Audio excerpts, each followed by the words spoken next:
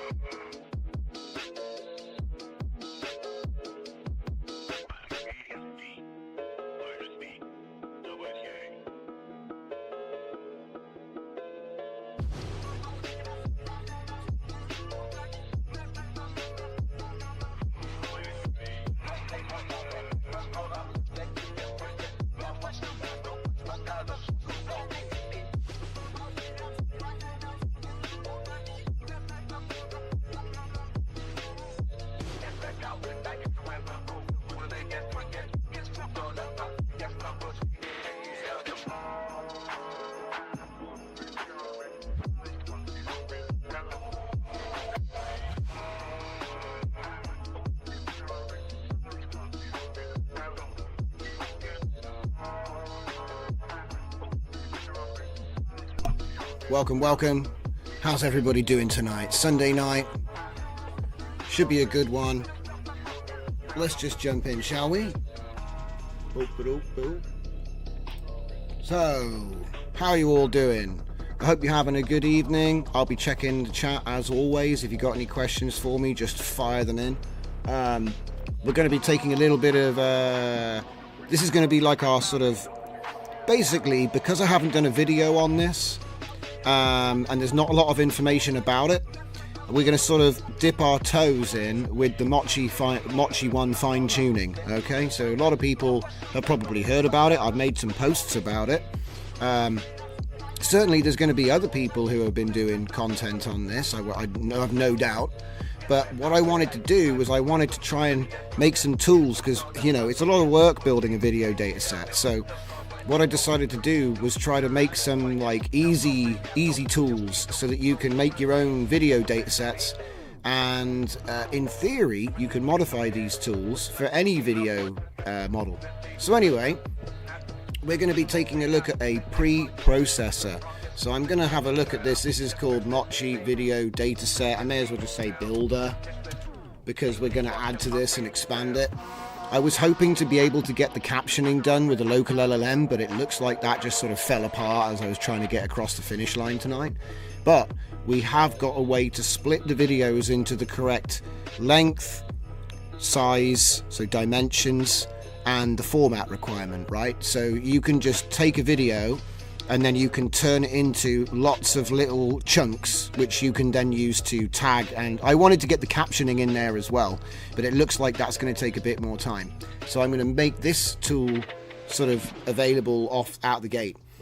The difference between my version and the one that you'll find that come on the actual fine-tuning pack, there's like a fine-tuning code example set, which came with the Mochi 1 repo, is that it actually drops anything over 2.5 seconds, whereas mine will make a load of segments. So if you give it more than 2.5 seconds, it's going to make that video into a sequence of 2.5 seconds, okay? And I think that's got some use, so I may as well just release that on its own.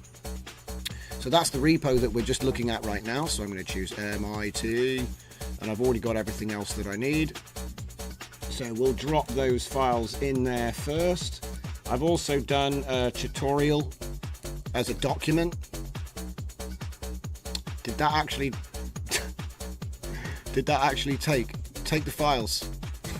I don't know what just happened. I hope it didn't just wreck the whole project.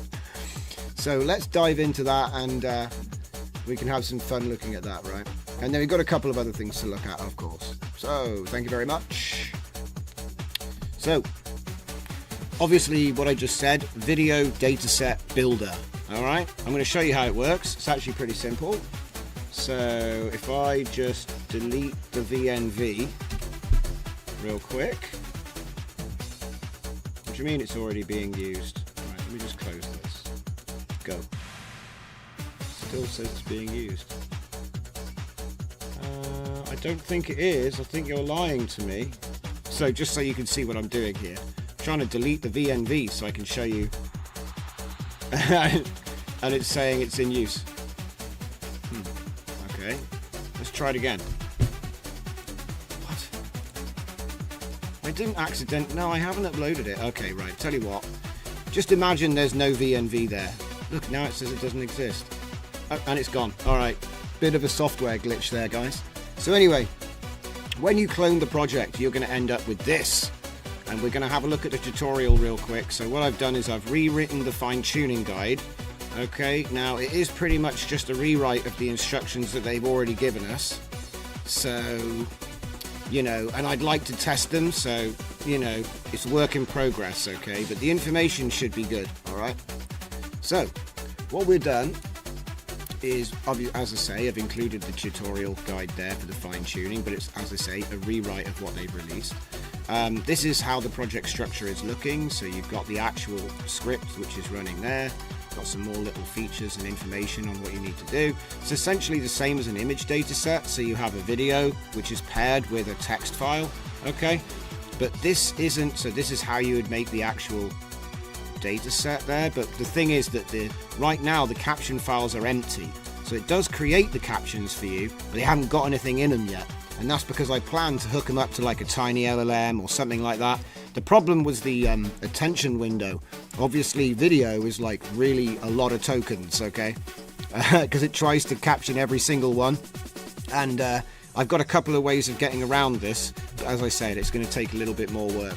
So what I'm doing is I'm bringing out the pre-prep. It's got a pre-processor. So it's going to turn your video into a data set that you can train with Mochi. All right. And what we're going to do is we're going to go install. So that's the first thing you do. You clone the project and then you install. So let's bring our little command line out. There he is. And it's going to create a VNV, so it doesn't mess around with your system Python. Hopefully it doesn't completely glitch out, because we were having some weirdness just now. It's actually really lightweight, this version. This is kind of why I wanted to make it as a separate tool, because the other one was kind of like crazy. It had torch, it had all kinds of stuff in it. But this is actually really small. So obviously everything is just here. It uses MoviePy, TQDM and Click, which is virtually nothing. And I think what we might do is we might add a web UI to this to make it even easier to use. Did I put any more instructions? I think I did put some instructions in here on how you can use it on a command line. See, I'm getting confused because I spent a lot of time bashing my head against the wall with lava and all kinds of stuff. But in the end, it was just too big. It was too many captions. Too many tokens. It went from 130,000 tokens to 30,000 tokens to 4,000 tokens. I managed to get it down, and then it was like making empty captions. So I was like, well, this is bloody useless. So, as I said, this still makes it a lot easier for you. So, for example, I'm going to show you a video. Let me just mute that real quick. So this is a video of me driving an FPV. That's what it is. So I'm just driving down the road. Alright? And my idea is basically to fine-tune some POV driving stuff. Okay? Alrighty, so that's what it is. So what we're going to do is we're going to split that video into the correct format which Mochi wants, which is 2.5 second segments without dropping the whole video. We're actually going to make a sequence, and then we're going to resize them to 848 by 480 at 30 FPS, and it's going to create caption placeholders. So you could go through those captions, pick the best clips and do it manually, but I really want to automate the whole thing because I've got a lot of videos I want to train. And that's partly why I'm doing this. I like to try and make tools to save myself the effort. Alright, so as I say, we have now installed our VNV. So now what we can do is we can use the tool, which is pretty simple. You just double click pre-processed videos, and then it's going to give us a lovely command line. It's going to ask us for an input folder, nice and easy. So we're going to take the input folder like that, and then it's going to ask us for a place to put the video. So we do it like that, and then fingers crossed it won't break. It broke. Isn't that fun? Why did it break this time? Do you know what? I tested this before I jumped on the stream tonight, so that means that I broke something. Okay, give me a sec.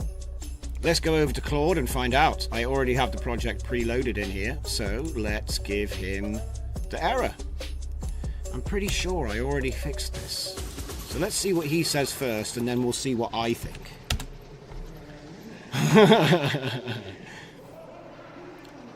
Okay. Oh. Wait a minute. Let me just double check that. Let's have a look at that. Wait a minute. Because look, see here? See, I'm not lying. It worked fine just a minute ago. That was like not even that long ago. So, okay. So let's just find out what we did wrong. If I go into my, if I go into my folder right here and check my requirements, I've got MoviePy 1.0.3, 4.6.6.1, and there's no pillow. Well, I just didn't have pillow. Is that all it was?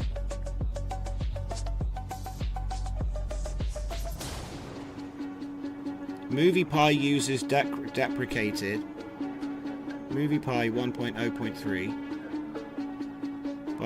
by pinning pillow to version 9.5. Huh. Well, you learn something every day.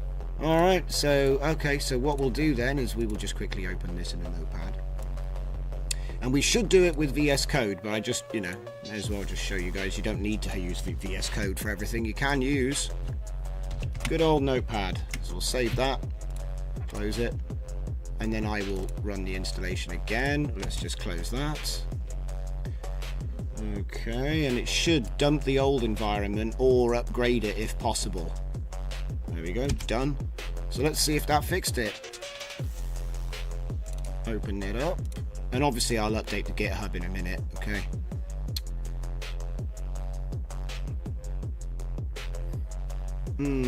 Let's take a quick look and see.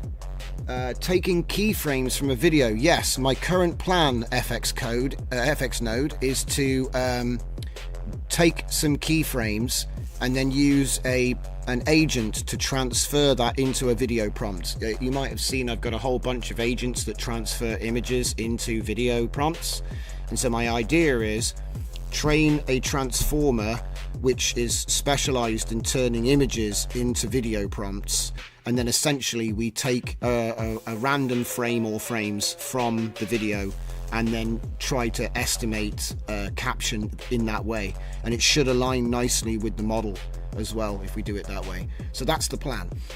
But I just ran out of time today because I was driving. I had to drive all the way to I had to drive to London this morning and London and back. It took like 5 hours. So I usually have more time in the day, and so unfortunately I didn't hit the deadline. But I did manage to turn it into this pre-processing tool.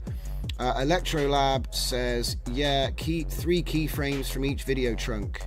Yes, exactly. Yeah, you guys are all thinking on the exact same lines. Cucky Cheese says no, Windows won't be having that. I think that was earlier when it was like not wanting to delete the VNV and just being a general dick. Yep. So let's see if we fixed it anyway, because it should be fixed now. So here we go. And if it's not, there's still more stuff to do, because I was going to add a bunch more stuff in here, but I want it to be as slim as possible if we can get away with it. So let's see, where's my... Here's my... Wait, where's the video gone? Is it just me, or is that video missing? Where's the video? What? My hard drives are being weird, guys. Are you noticing this? What the heck? Yeah, my hard drive's completely... Is it dead? Is it dead? This PC is empty now. Are we witnessing the death of my computer right now? What? And it's back now. What? Okay, this is being really quite strange. So fine-tuning. What? Okay, this blows my mind. Sometimes Windows... There you go. Look, we're back. And look, what's going on? The top bar is completely not what we're looking at. Yeah, it's completely... Okay, right. Well, I've got the file, but the path is missing. What the heck? Well, this isn't very useful. This isn't very useful at all. So we go into the volume, and then we go into the fine-tuning folder. We go into the video folder, and there's the video. But it's this bit. It's this bar here that's broken. Do you know what? I've got to say, the most annoying feature of Windows is this thing here. I can't turn it off, and I hate it. It's never anything I'm trying to get to, and it just gets in the way. I reckon I'm just going to close it and then try opening a new one. Because look, this one's still working okay. Let's see if we can... Yeah, look, this one's working okay. So bizarre. So bizarre. Like I said, I'm just glad that I don't work in IT support like I used to, because this would just drive me insane. Okay, so there it is. Look, it's working now. So bizarre. Alright, anyway, hopefully that doesn't affect you. I think that's actually just my scuffed hard disks. So we're going to say that's where the source of the video is. Oh, don't do it again. So, again, I copied the path to my video. I'm just, there it is. Complete waste of time. And then we're going to find an empty folder to put the clips into. There we go, it's working now. Sorted. So I think what had happened was I just removed Pillow by accident when I was cleaning out the... No, I don't think it's malware, guys. I think it's literally that my hard drive is scuffed. Basically, I've got... I have a SSD that only runs Comfy, okay? And I bought it like 2 months ago. It's a 1 terabyte SSD, and I think I've cooked it from overuse. Just the sheer amount of writes with Comfy. Basically, it all started to go wrong when I accidentally... I didn't overfill it. Let me see if I can show you. See, where's there we go, this PC, right? So let's open a new window just so it doesn't scuff again. So, 2 things happened. First of all, this got overfilled, and so now I have a huge delay with my SSD that I run Comfy off of. And then Windows formatted my 5 terabyte external USB that I was using for archiving. Now, luckily, most of what was on there was either on this drive, or this drive anyway, so I didn't actually lose anything. Maybe a couple of things I probably lost, but they weren't important because I haven't even figured out that I lost them. But the point is that it was weird. I came into work one morning, and this was showing up, this 5 terabyte drive was showing up as a 30 gigabyte Windows USB boot disk. And then I noticed that Windows had done an update overnight, and I was like, what? And the only explanation I could come up with is that Windows did an update, something went wrong, and it formatted the only USB to be a recovery disk, promptly repaired itself. I've never seen it do this before, but it was literally a Windows image, and what I had to do was reformat the drive and do clean disk on it, and it's just never been right since. Also, sometimes I do just go a bit quickly and I'm hitting things, and so it's going to be one of the two. Anyway, I don't think it's anything to worry about. Yeah, just laggy. Well, yeah, I mean, perhaps it could be, but I'd love to find it, because if you can't find it, it doesn't exist. Do you know what I'm saying? Here, I'll tell you what. We'll do a malware scan while we're running the stream. Won't affect anything.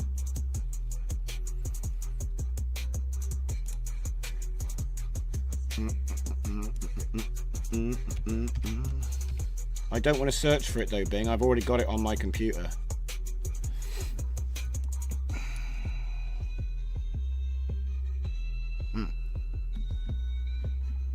There we go. Last scan.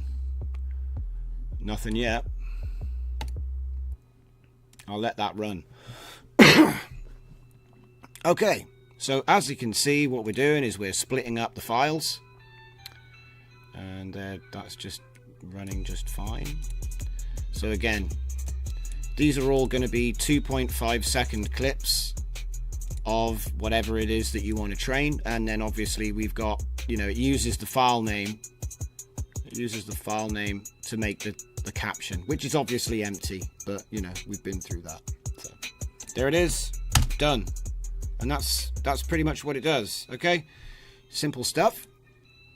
So let's just update the artifact, because we did change the requirements.txt. So first thing I'm going to want to do is update that requirements.txt. So here we go, we're going to put that in there, and now this is up to date. Okay, and then obviously I did do the dataset builder here, so I'm going to add my new requirements.txt again. It's just one line of code. You probably could have edited it there, but whatever. Keep it moving. Cough of confidence. Hey, if Malwarebytes can't find it, it doesn't exist. I got a lot of confidence in these guys. They've made me a lot of money over the years, so they've always found it.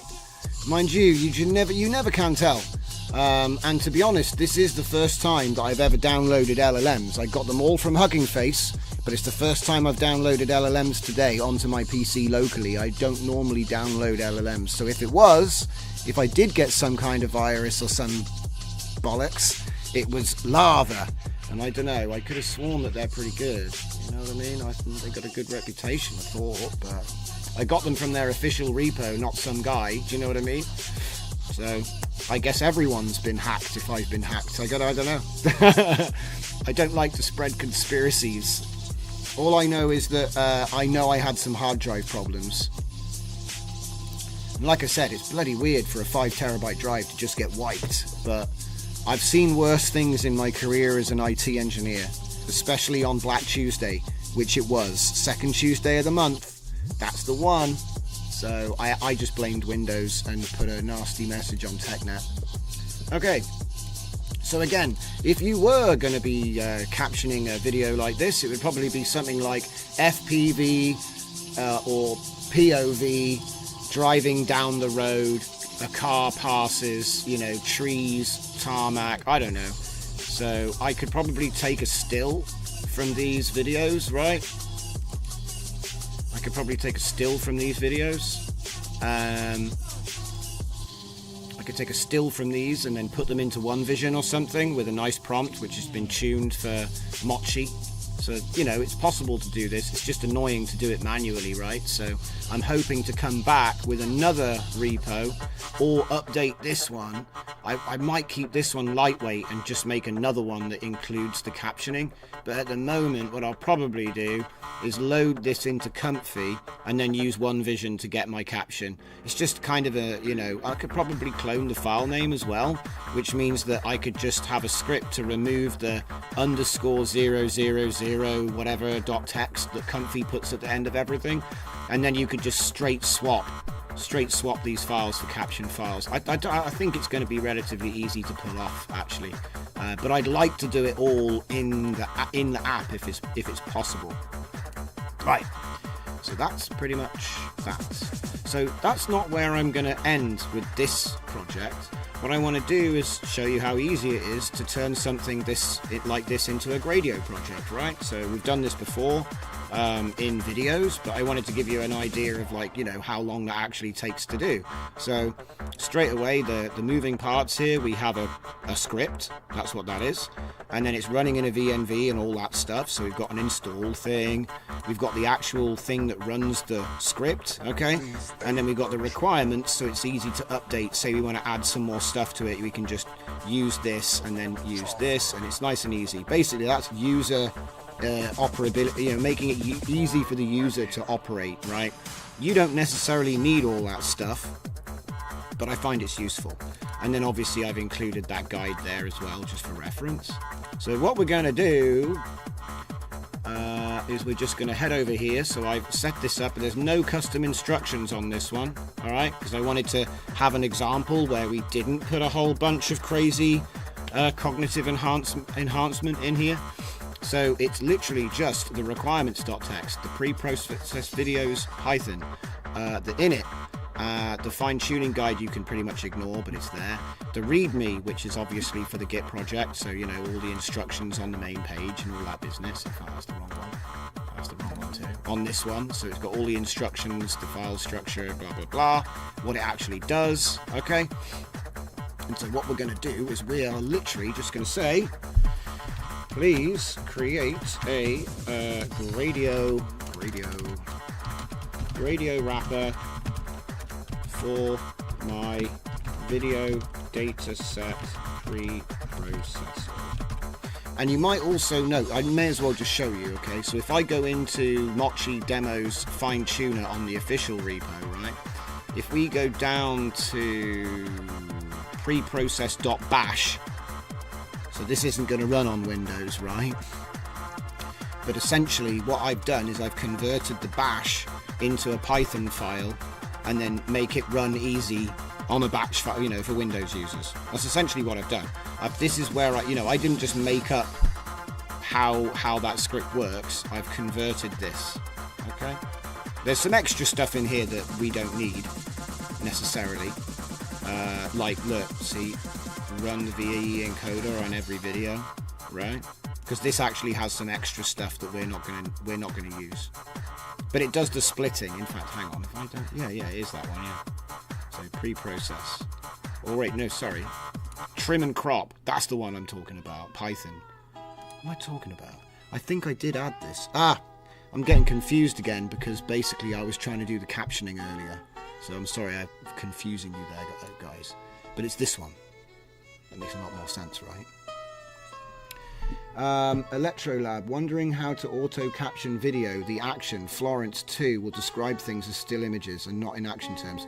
Yeah, see, Florence 2 would actually do a great job of just describing the stills, but the difference with OneVision, Lava OneVision Quen 2 is it's actually you can give it a prompt that's going to introduce some motion or time reference, okay, to make it more of a video prompt.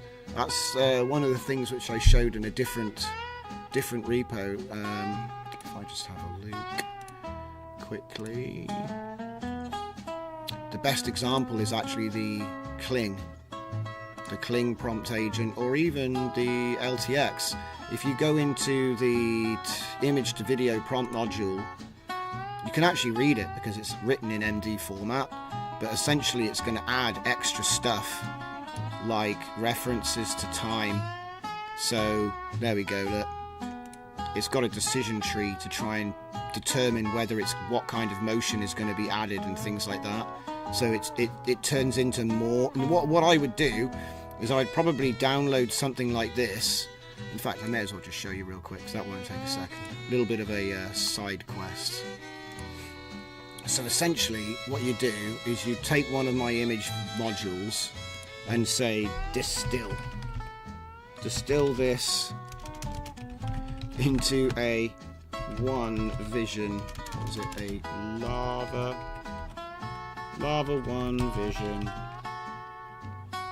Quen 2 prompt, which can transform an image description into a video prompt. Now obviously this would be fine-tuned for Kling, right? Welcome, Hallis. FX Node. Would doing all of this stuff on Linux be easier than Windows? Yes, but if you don't have a Linux system and you use Windows, it's useless to you, because you'll get tripped up on all kinds of stuff. And then this isn't actually correct, so let me have a look, see, what's this description? A cat sleeping on a windowsill, generate video prompt. A continuous shot where a cat gently sways, maintaining the original composition and style. So it did add, see what I mean? A continuous shot where a cat gently sways. So that's not perfect. See, I would say distill this into a prompt for an LLM instruction, not code. It loves to just write code. Okay, right, here we go. It's still too long. Still too long. Like, you could try putting all of that into one vision, but it's probably too long. So I'd say, please reformat this prompt into a single line instruction. So trying to like make it shorter. There, now we're getting close. Yes, there you go. We finally got there. So what I've just done is I've turned my Kling image to video prompt generation protocol into a slightly less detailed, I'll grant you, prompt for OneVision.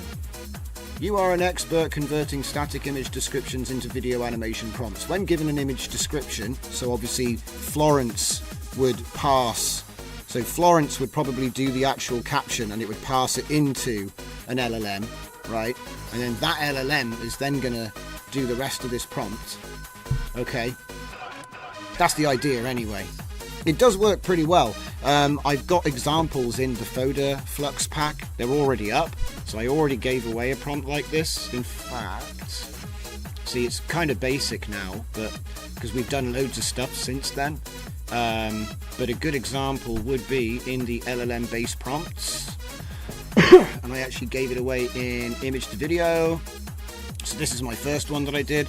Analyze the given image and generate a detailed video prompt by describing the main subject or action, detailing the setting and background, noting significant visual elements, colors and textures, including information about lighting, time of day, weather conditions if relevant, mentioning any movement, progression or change in the scene, describing the mood or atmosphere, including sensory details beyond visual elements where appropriate, using vivid descriptive language, maintaining neutral tone without subjective interpretations, keeping the description under 256 tokens, which I recommend you change depending on the model that you're actually using.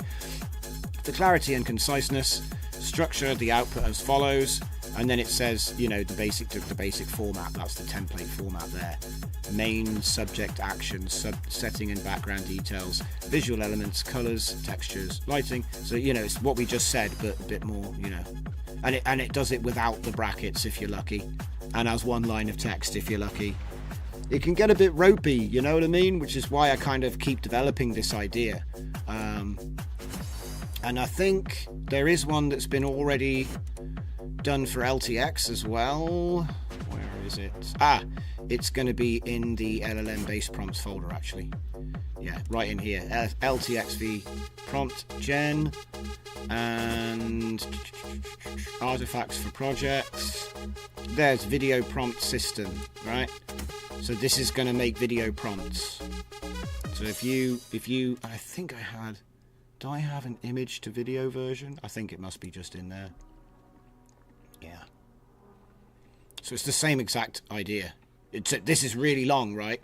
So what I basically just showed you in this one is how to force it to distill it into a single line format, which you can then use in an image, you know, like you put an image in and then it runs this prompt on the image, you know. See, Florence is great because it describes the image really well, but it won't add extra stuff. So I call this like a video prompt transformer. So it'll take an image and turn it into, it'll introduce animation tokens. You know, it'll do its best anyway. So that's the difference between Florence 2 and running something like OneVision, which can do prompts. So let's get back to this one. Please create a Gradio wrapper for my video dataset preprocessor. That's all you have to say, because we've already tested that the code works, right? All we're doing is creating a wrapper. We're not actually asking it to write more code. And again, the code was actually provided to us by the author. They gave us trim and crop videos, and they gave us all of the presets. Like, I think it's rewritten slightly. Like, they've actually got some extras. But there's always room for improvement, right? So the first thing it's going to do is he's going to give us new requirements so that we can actually run Gradio, because you're going to need some new requirements. So at this point, to make my life easy, I'm going to open up VS Code. Have I got this in the right folder? Yes. Right, did we find anything on the old scan? I got a clean bill of health, guys. Okay. It's fine. It's cool. Okay, so first things first, what we're going to do is we're going to put that down the bottom, and we are going to add the extra lines. So I think the first thing to note as well when you're doing this gradioification is that that's not the correct Gradio version. Okay, that Gradio version is not the latest one. I think they're on 4.42, and rather than go through a bunch of prompts and get him, because he will tell you, you'll run it and it will be like out of date. So what I'm going to do is I'm just going to steal it from another one of my projects which I already made earlier. So Hugging Face Downloader is probably the last Gradio project I did. So if I go into requirements, we will see that Gradio is 4.44.1. Okay, so the first thing I'm going to do is I'm going to make sure it is 44.1.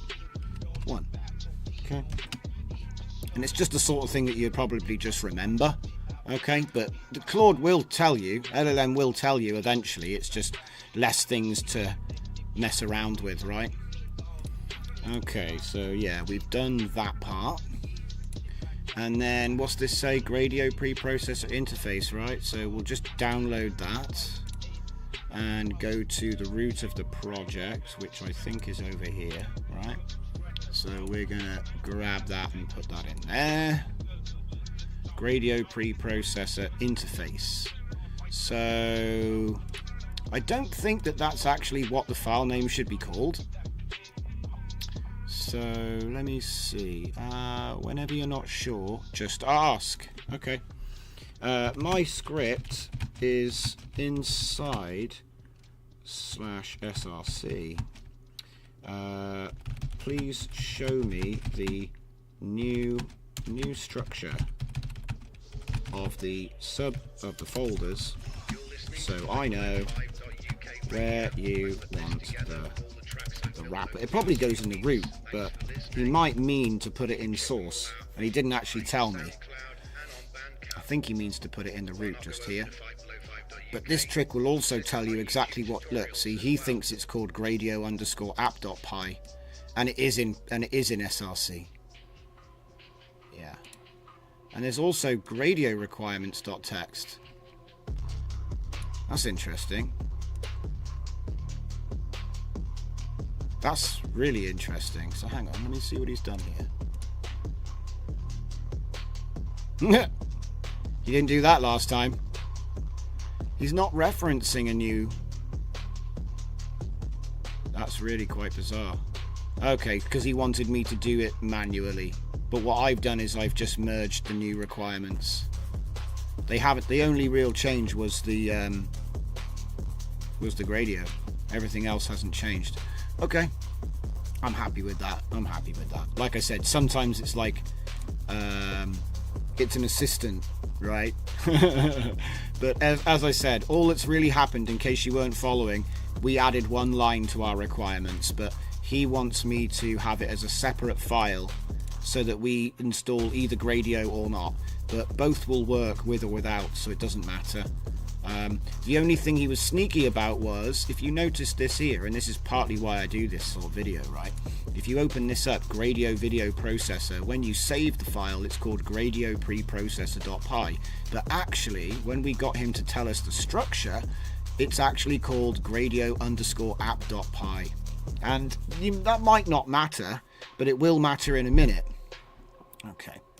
So if I now go to my files and I change this to be Gradio_app.py, right?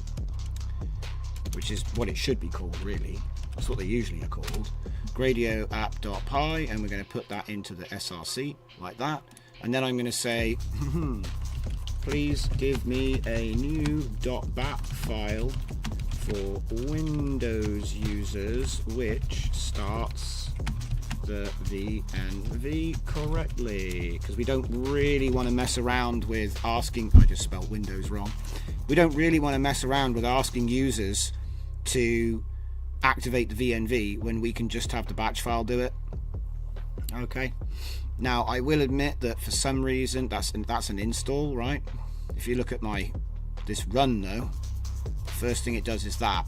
I know it's just a line of code, okay, but it's kind of like the difference between a developer and a producer. Producer would ask somebody to make easy stuff for the users, because yeah, sure, you can put it in the GitHub, but a lot of people aren't going to read, and I know they should, but you know, it's not that difficult to release a batch file or a script for Linux, even though people on Linux probably would be more aware of this sort of thing. Anyway, they might not necessarily even need it. So, not Bash. No, not Bash. Python. It was a Python. So, batch. You could use a Bash if you want, if you're on Linux. Yeah, hell yeah. As a matter of fact, I mean, maybe that's why there was the two versions, to be perfectly honest. I'm pretty sure that pre-process is different though, because it does a bunch of other stuff. It doesn't... Got me questioning it now. So model directory wait number, yeah, look, it's using GPUs. This is actually doing some embeddings. So this is creating embeddings. So you could think about that like what were they called? It used to be that when you did what was it called? Oh man, they had a funny file format. When you trained image sets, sometimes if you looked in your image set or the Colab trainer, you might notice a third type of file which has got the same file name, and that's what it was. It was a pair. It was what do you call that? My God, it's going out of my head now. But essentially, it was the same thing. It was an embedding of the image and the text file, and then that would load much faster when it actually trains. But yeah, often that gets hidden from you now by the trainer. But they are there. I think it's called NPZ, so it'd be a numpy file, wouldn't it? I think it's a numpy file, but I'm not 100%. Don't quote me. I'm new to video training myself, but you know, I like to share what I've figured out.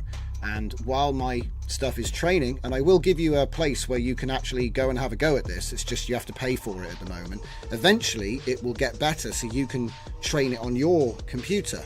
I can see it going the same way. They're going to be LoRa's, so it's video LoRa's. That's what's going to be happening. Okay. Alright, and it's T5, as we know. T5XXL is what we use to run the model.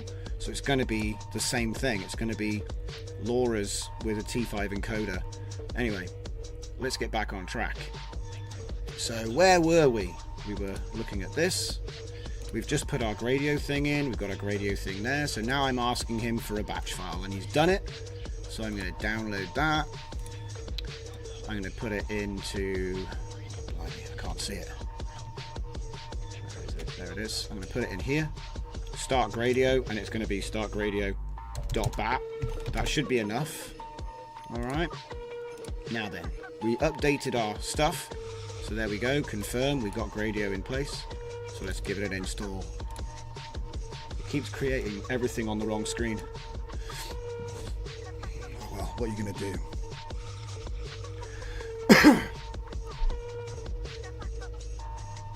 Maybe calling the .bat start will be idiot proof. yeah. Yeah. Start here. A lot of people say start web UI. You can pretty much call the batch file anything you want. Just make sure that whatever is inside of it is correct. Because look, it's trying to do Gradio requirements.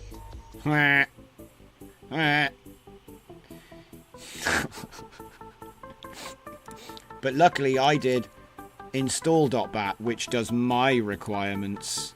So in fact, let's just quickly edit that, because we don't have the Gradio requirements, right? So we can just take that out. See, something a lot of people... Do you know what? I may as well just cover this, because I used to do a lot of work in open source intelligence. And the thing is that this here, equal, means it has to be that version, yeah? But you can have it be equal or greater than. And you should really know what you're doing, but you can just change these numbers, right? You can just change them. So you know sometimes it will say, oh, you've got the wrong version, it needs to be a different number. It doesn't hurt to just, well, it might hurt, but it won't destroy the planet, yeah? Video LoRa like Dimension X? Yes. Video LoRa like Dimension X? Yes, exactly. This is pretty much how you prepare a data set for training a Dimension X LoRa, right? I'm trying to kind of blow the lid off that. I know there's probably people out there that are trying to teach this stuff, but it seems a bit thin. It seems like not enough people are showing how you do it. So what I'm trying to do is put together a bunch of tools so that you can do that yourself. Even if you have to train things in the cloud at the moment, it looks like H100. You got to hire a single H100. But I know people that get RunPod just to generate images. So it might not be as difficult as you think. You know what I mean? And I'm not talking necessarily to you. I'm talking basically to anybody that's watching this or watching it later. By the way, do please like the stream. I'm only a little subscribe channel. So, we don't exist if we don't get any likes, The stream didn't happen, basically. So, thank you very much for the people that do. Right, we've done that. And now we've done the install, we should be able to just run it. So let's see what happens, shall we? Fingers crossed. Hold on to your butts. It should just pop in. Should just pop in over here. No such luck. So let's just find out what we messed up. It's okay, don't panic. Don't panic. So again, if you ever need to copy from the terminal, just click and drag and press enter, because Control-C doesn't do it. Alright, let's find out what we broke. What did I break? Oh, okay. We didn't update the init pi. Yes. Okay. And before we go any further, it's probably worth updating the artifacts because they're out of date. Okay. So let's just open this up. And what we're gonna do is we're gonna delete everything. Okay, so we'll do this first, and it's a bit ropey. I should have probably do it before this last question just to be 100% safe. Because what it's doing is it's consulting these files, and those files have now changed. But in this conversation, it is tracking the changes, so it should be okay, right? So essentially, just so you know what I'm doing, I'm gonna copy this. Look, see, there's still some stuff from where I was making lava model stuff. Look, yeah, that's not good. So it says I'll modify init to handle the case where video captioner isn't present. We only need pre-processed videos. Yeah, that's my fault. So hang on a minute, but then why are you still saying it? Because we don't have this and we're not using that. See, do you know what this is? This is a mess. Right, I'm going to see if I can clean this up real quick. So first things first, we're going to do this again. Basically, what I'm going to do first is I'm going to update the artifacts, so just so you know what that is, right? Basically, everything that we've done so far, it's affecting the output, so we're going to just dump all of these files, because, what have I done? What have I changed? Oh no, complete disaster. So I'm going to dump all of these back in, right? Yeah, that's okay. Alright.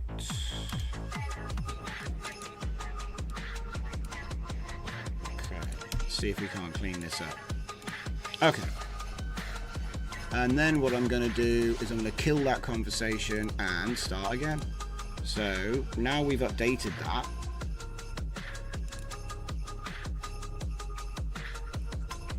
Pickle. Hello Throttle, welcome, welcome. Glad you could join us. Oh, right, now we've got our error again. So, couldn't import local video captioner. So let's see if we can't clean that up real quick. Okay. What is it? The video captioner has been removed. Please ensure that any references to the video captioner are no longer in any file in this project. Because what I want to do is make sure it doesn't get its knickers in a twist. Because what it's done is it's tried to create a wrapper for functions which I removed. Because they're not ready. I've probably got I got several versions of this. You can see I've got a video preprocessor there, I've got video caption here, I've got a whole bunch of them. So that's my fault for being a dirty boy. Okay, so let's just find out what's happened here then, shall we? So these are the files which are actually being used. Project manifest, right? So let's just download that and update it. I'm actually I think I might just create a new one just to stop myself, or even better, let's not the VNV. See, it gets a bit messy if you're not careful. It gets a bit messy. See, I don't want to zip up the whole thing. It might be the quickest thing to do though, even though there's a VNV there. Let's see what it does.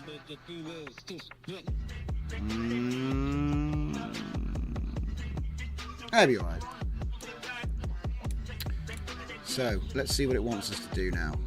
It wants me to create a new project manifest. See, these are all of the...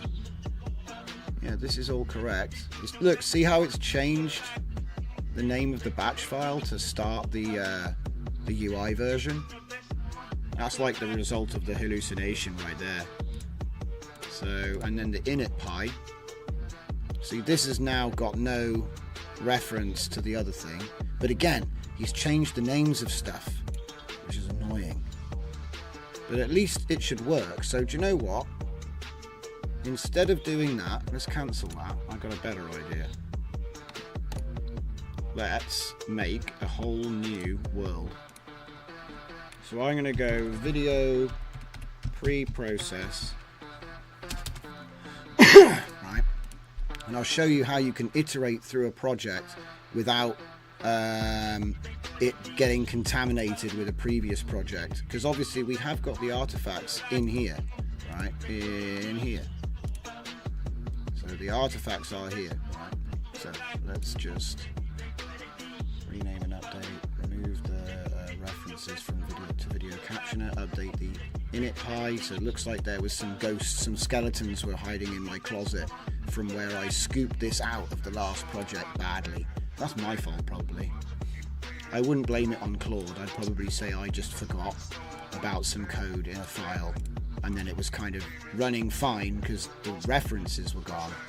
So let's do the project manifest first, because that is usually the first file that you need for the projects. You don't need this to run the actual code. What's this? He's jumped. Hello, hello Lucas. Welcome, welcome. So let's see what we can do here, shall we? Project manifest. So the project manifest.md is designed purely so that the LLM, or CLAUDE in this case, understands that some files have a structure. You see this? So some of the files are in a folder, right? One way you can get around this is by making sure that he codes everything in a flat file format. but I wanted to show you that you can dynamically map things. It's one of the tricks I used with holographic file system, and it works here too. It's just a little file which tells the LLM where things go. So it's not necessary to run the project, it's completely unnecessary, but I suppose it does also tell you quite clearly what's going on, and it's useful for the README as well when it comes to generate the README, so you can save a lot of time on documentation that way. So then we're going to get the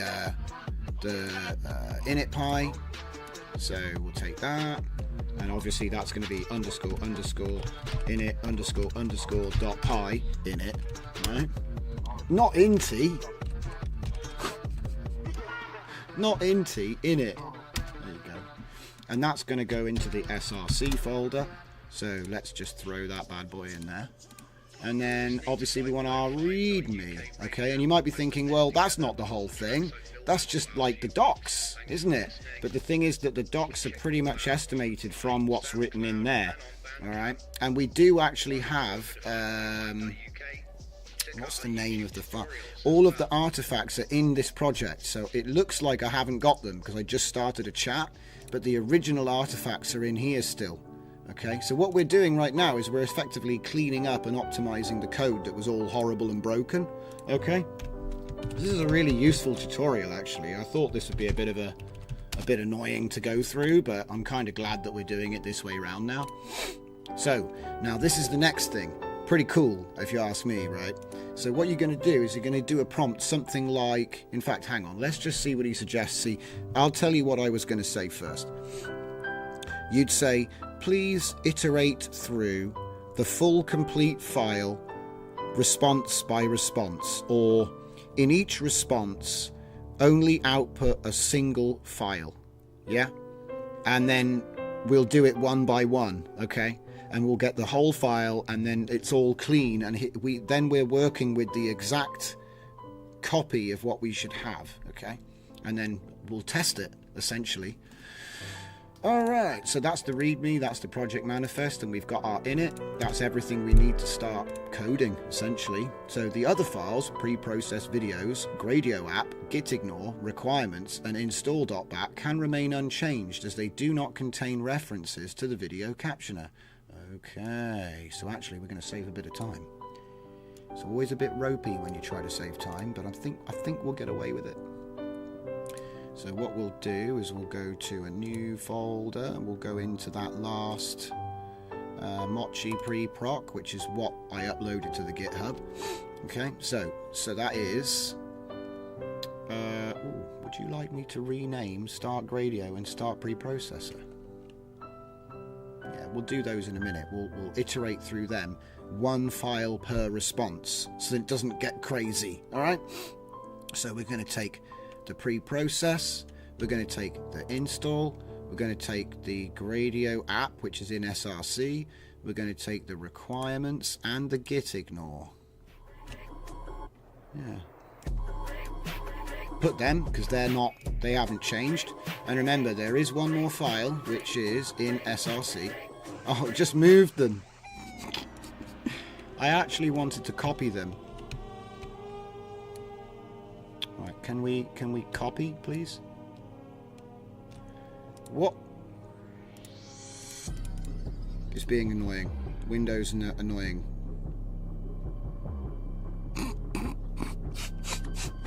Right in the middle of my backswing. Come on, guys, help me out. Install, gitignore, pre-processed videos, and requirements.txt. Click and then hold Control to copy. Hey. Yes.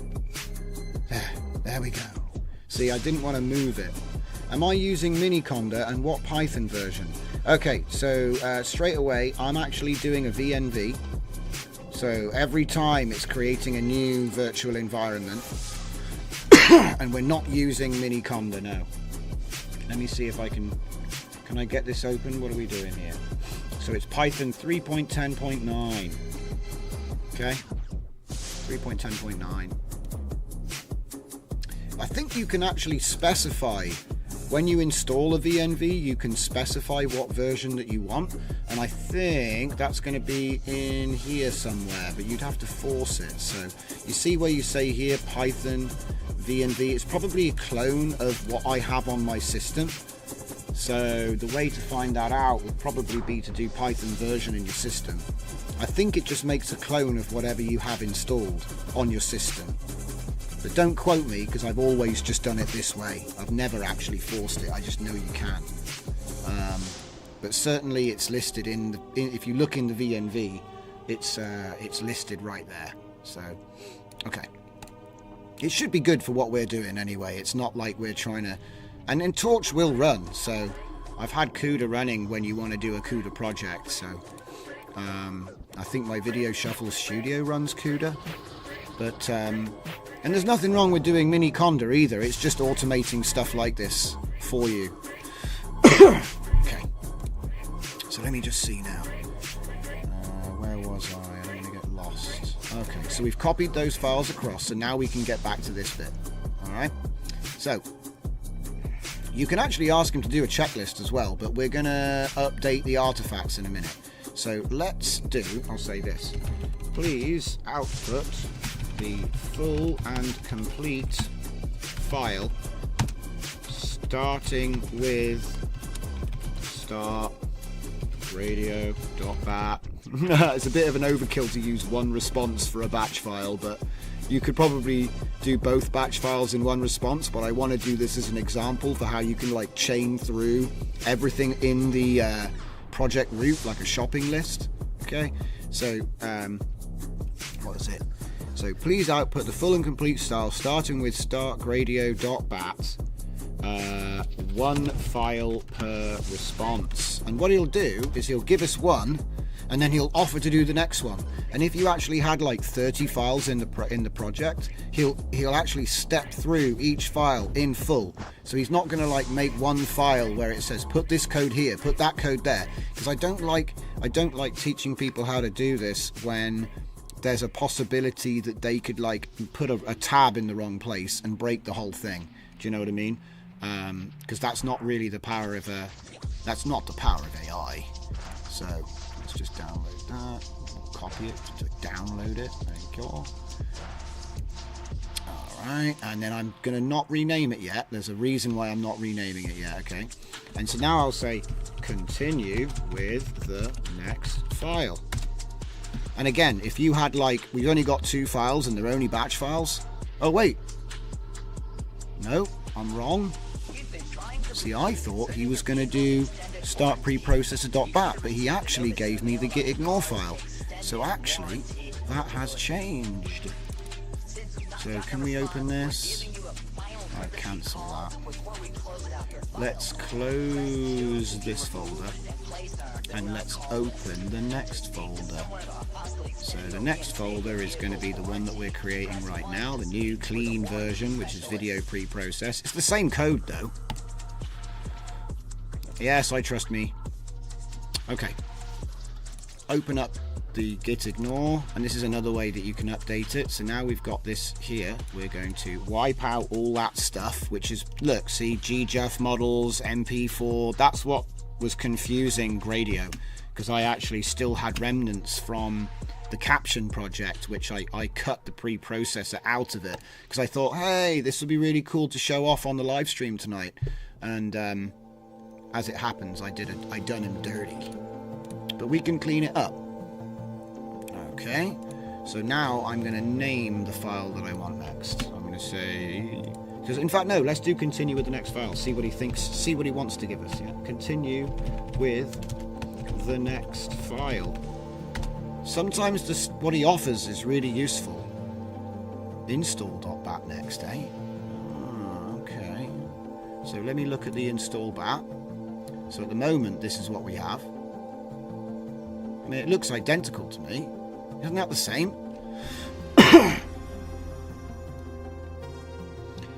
You can now use the video captioner. It even knew to change that. I'm just always blown away by how accurate these are. If just in case you haven't picked up on what I'm talking about there, we're removing references to the video captioner right now to make this a dedicated video preprocessor project, right? And so it's actually even picked up on that. That's all it's really changed. But yeah, again, all you got to do is copy and select paste. Everything there is pretty much the same, line for line. Hello, the Kraken. Thanks for stopping by. I hope everyone's having a great Sunday night. Okay, let's see. And yeah, again, we can just literally say the same thing over and over, like a shopping list, and he will just continue to iterate. Because of the way I wrote this prompt here, he's just going to keep going until he feels that we've been through every single file. So preprocessvideos.bat. That is actually the command line version. So let's go to preprocessvideos.bat and let's see, what has he changed? Let's have a look and see. Is there any reference there to... I think it might just be the exact same file, because he doesn't know what we're doing. He's just, yeah, it's the same file. So what we'll do is we will continue with the next file. Okay. And eventually he will complete the shopping list. Claude is pretty awesome, but I'll be real, guys, I haven't checked out some of the newer things. So just to give you a brief rundown on some of the stuff that I've been interested in, there is Cursor, which is on Windows and Mac, and this is a specialized piece of software which aims at being a code assistant. All right, I haven't had a chance to use it yet, but it looks really cool. Another one is Bolt, which again claims to make full stack web apps. Okay, again, haven't had a chance to check this one out, but it does look amazing. And were there any more? I think that's without doing spoilers from the little tabs up there. Those are the two that caught my eye, because there are obviously dedicated solutions for coding now that are, like, I wouldn't call them open source, but they come from an open source foundation. Do you know what I mean? They've been built on open source stuff. Some of them actually have API, so you can use lots of different models. You don't get stuck with just Claude or just ChatGPT. So yeah. And like I said, the reason I was interested in that Cursor is because it's claiming to be local. I don't know how local it is, but you can expect some information on that in the future, because what I'll do is I'll come up with some fun project to do with it that doesn't really matter, you know, like a web gallery or something, and then we'll build one on that and see how good it is. You see what I mean? So again, it doesn't know what we're doing right now, so it's probably just going to iterate through. So let's have a look. 441, 103, 46. We've already got this one. This one's fine, so we can just go to the next one. So this is literally giving us the complete code for every file that we need in this project. I tested this with an Android project which had about 35 files, and it didn't hallucinate once. It was able to keep it all in memory. One of the reasons I like Claude so much is it has a 200,000 token attention window, which is insane. And as I say, if you see we're only using 4% of the knowledge right now, it kind of makes you feel like this isn't even, like, he's not even breaking a sweat. Okay, so again, he's going to give us the init. Is he hallucinating? No, it was git ignore. Okay, I'll let you off. So then we're going to check the git ignore, and that's not a git ignore. Wait, sorry, init pi. Okay, he's taken my name away, but that's okay, I don't mind. So looking at the code, let's just copy that. What the heck is going on? Windows. There we go. Calmed down in the end, didn't it? Alright, now let's hope it doesn't completely destroy itself, because there is a chance it can destroy itself. Let us going to continue to the next file. Usually the reason that it destroyed itself was that we've accidentally done a human error. That's the truth. So, right. We don't have that file yet, I don't think. Okay. Okay, so gradioapp.py, it's still writing? It's finished. So we're gonna grab that video. Oh, I was looking at the wrong list. So this is actually called gradioapp.py. Another thing I like about when you do it this way is it actually tells you what the file should be called. I don't know if you noticed, but earlier I was like, I'm not going to rename it yet. And I wanted to wait for the structure to come in. But you see where it said preprocessor UI start, right? That's going to be this one. So preprocessor UI start. Okay, so we look at this. Yeah, wait a minute. Pre-process videos. Yeah. There we go. Preprocessor UI script. Starting video preprocessor web interface. There it is, look. So it's that file. So say you forgot to rename it, you can go back and you can see this is what the file's supposed to be called. Yeah. It's one of the reasons that I like some of the ways, like some of the different methods you got. Because it might be that, like I said, it's not so much a big deal with a batch file, because you can pretty much call them whatever you want, as long as it's not being referenced by another batch file, if you see what I mean. But certainly when you're inside them, they're going to obviously run, what's this? Python src.gradioapp, right? So src.gradioapp is src, right? And let me just get that spelling exactly right. So, where'd he go? There he is. So, gradio_app. So, Python M, src is the folder. And then that, so you can tell, like, it's saying, oh, I'm looking for that file, and it should be in src. So, that is the one that we've just done, the gradio_app, right? So, again, look at the top, import gradio as gradio. That's this file here, right? So that needs to be called this. And it needs to be in src. Some of this stuff is like week 1 Python, but I miss stuff, do you know what I mean? And if it can tell you, and again, I will show you how to check the structure at the end once we finish going through it all. Is this using Ace Hollow FS to build apps? We've already done it with Ace Hollow. Now we're just doing it. We're not using Ace Hollow, and we're not using a guidance prompt either. What I'm doing right now is I'm showing you how to fix a project when you've completely scuffed it. So what I've done is I built a video preprocessor for building data set.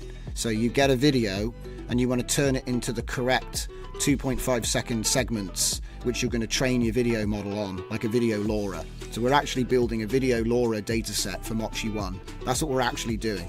But I haven't, the captioning side of it doesn't actually work very well, because just running a little LLM, it's like I said, so the captions are empty right now, but what it's doing is it's slicing a big video into lots of small ones.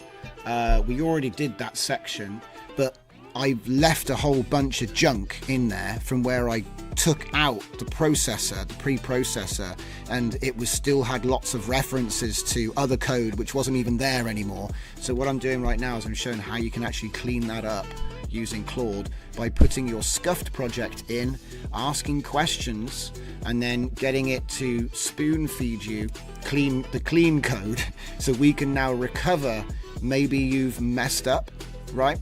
And so, like I said, it's dirty code, yeah? So there were references to another project. They're probably easier to just show you. I just don't want to get too off track. So here's my video preprocessor, which actually has some captioning stuff in. Oh, sorry, here it is. Here it is. Lava video caption. So this one has a bunch of other stuff, like it's running Lava 1.5 GGUF, but the captions were empty. It runs, but it uses too much memory. I need to change my approach. And so because the preprocessor was actually working, the preprocessor worked excellently, I thought, I'll just make this into a smaller project and push that. And then, as it happened, it does work, but when we went to make it into a Gradio wrapper, it was trying to reference a bunch of stuff that, like, dead code, basically. So what I'm doing right now is I'm cleaning that up. And the way we've done it is basically by saying, video caption has been removed. Please ensure any references to video capture are no longer in any files in this project. And then we're iterating through it and building a clean project. And then we're going to see if it works. It should work. Like I said, the one that's up on GitHub right now, where is it? The one that I put up on GitHub does work, but if you go into the files, I think what they said, I think if you go into the init, it's still making references. See here? It's making references to lava, even though it no longer uses or loads lava. So yeah, it's not going to hurt the preprocessor working, but it's dirty, right? So what I'm trying to do is show you a few little bits and pieces, like if you're stuck in the mud, this is how you can get out. So it's pretty useful, I think. I think people will find it useful. But yeah, thanks for asking, Lord Mo. Good question. Good question. If you want to get a tutorial on like a clean way to do that, I've already put a whole bunch of them up on the channel, so I doubt, you've probably already watched them, if you even know to ask. Ace Hollow FS is super powerful, so like I said, get stuck in. Right, so what we're going to do now is we've put the thing in the right, so we're going to say, continue with the next file. So we asked him, I'm just going to tell you the prompt that we used to get it to do this. Please output the full and complete file starting with startradio.bat, one file per response. He already gave us these files which did need to change, and then these files didn't need to change because they were already clean. Those are the ones that actually do the main function. So now we're going to go preprocess videos.py. Which one's that? See, I always get a bit like, ooh. I don't like it when they touch the brain, because the brain, that's like the important part. And if the LLM scuffed this, because there's always a chance that the LLM could scuff your work, right? I'm not going to lie. It's very, very possible. But like I said, we'll find out when we get to the end, because we will install this, give it a video, and see if it works. But usually, he actually saves the day. So, video preprocessor.py, and it needs to be called preprocess videos. There we go. And that's going to go in SRC. How do I know that? Because it says so in the start preprocessor UI. If we go down, no, not that one, this one. If we go down to the bottom, it will say src dot, or sic slash this time, preprocess_videos.py. Why did it do the dot and not a backslash, not a dot? I think because we're trying to run some extra stuff. I think. Let's just open it up here. Is it much longer? I think it is. I think that's all one line. Yeah. Okay. Will this be able to run on a 24 gigabyte card, or do you need the pre-processing section of this? So making your data set. That's what I'm trying to automate here. Is the making of the data set, right? Because I realize that making an image dataset takes an amount of time, but making a video dataset takes even longer. And the example code they gave, it kind of expected that you'd already chopped up your video into the correct duration length of frames. And I realized that if you've got a bunch of clips that you think are cool and you want to try training, you probably haven't done that. Like, I know I didn't. I just had like 2-minute videos, 1-minute videos, 30-second videos, right? And so what this does is it keeps the sequence. So then you can either train the whole thing, or you can pick the best ones and just caption them. It's completely up to you. Depends what you're actually trying to train and what your training strategy is. But I'm trying to simplify the process of building a video dataset. In future, we'll be bringing out captioners, and we've talked about that at length on the stream already tonight. So I don't want to repeat too much, but it's a very valid question. If you want to actually train Mochi, it's going to be an H100. I'm not going to lie. If you want to train 2.5 second clips for a video LoRa, it's going to be an H100 in the cloud. Okay. But again, you should probably expect that, because you're talking about training a video model at the end of the day. Some of the image models require big GPUs to do LoRa, so and again, it's always going to get more optimized over time, so don't worry about it. This is, like I said, what we're trying to do is hit it at the foundation. We don't even have data sets to train video models, right? So I'm trying to take the pain out of that. Step 1 is pre-processing the video into the correct format so that you can actually train it with a single GPU, no matter what size it is. And then the next step is going to be captioning, because at the moment, as I say, the data set looks a bit like this. This is what the data set actually looks like at the moment, guys. Video, 2 seconds long. In fact, look, I'll just show you what this actually looks like, okay? In case you weren't here when I showed it earlier, it's me driving down the road. Do you want to play them all or just one of them? There we go. It's me driving down the road, okay? And then the hard part is going to be the captioning, which is empty right now. But as you see, if you're used to doing an image model, you're familiar with the idea of an image and a caption. Image, caption, same file name. It's the same, okay? Obviously it takes time, right? So what I've done is I've given you an easy way to slice up the video, and it's going to be correct frame length, correct size, and then obviously making the pair. I think it's also correct frame rate as well for Mochi 1. Alright, let's get back to the code. So let's just make sure that we haven't made any mistakes. Now, we don't need to do the Mochi fine-tuning guide, because that's just something which I put in a tutorial folder. If you look on the project, what I've done is I've included in the tutorial folder a little Mochi fine-tuning guide. So this actually answers quite a few of the questions that people have been asking tonight. So for a single GPU, it's one NVIDIA H100, 80 gigabytes of VRAM. Woo. Right, and the multi-GPU setup, the script wasn't working last time I was messing around with it, but that was 8, and that's how you're able to do longer than 2.5 seconds at a time. So if you look here, look, single GPU is 85 frames, so that's why we're chopping them up into 2.5 second segments, right? In the future, when they release the multi-GPU script, you'll be able to do 5 seconds. So you can see it's still early days, but this is how all of those motion video LoRa's that you've been seeing have been trained, okay? Alright, so let's get back to it. So we don't need to do that. I'll say we do not need to output the Mochi fine-tuning. It might seem a little laborious to type all of this out with the way I'm talking to the LLM, but it's actually giving it guidelines that it will adhere to going forward as well, right?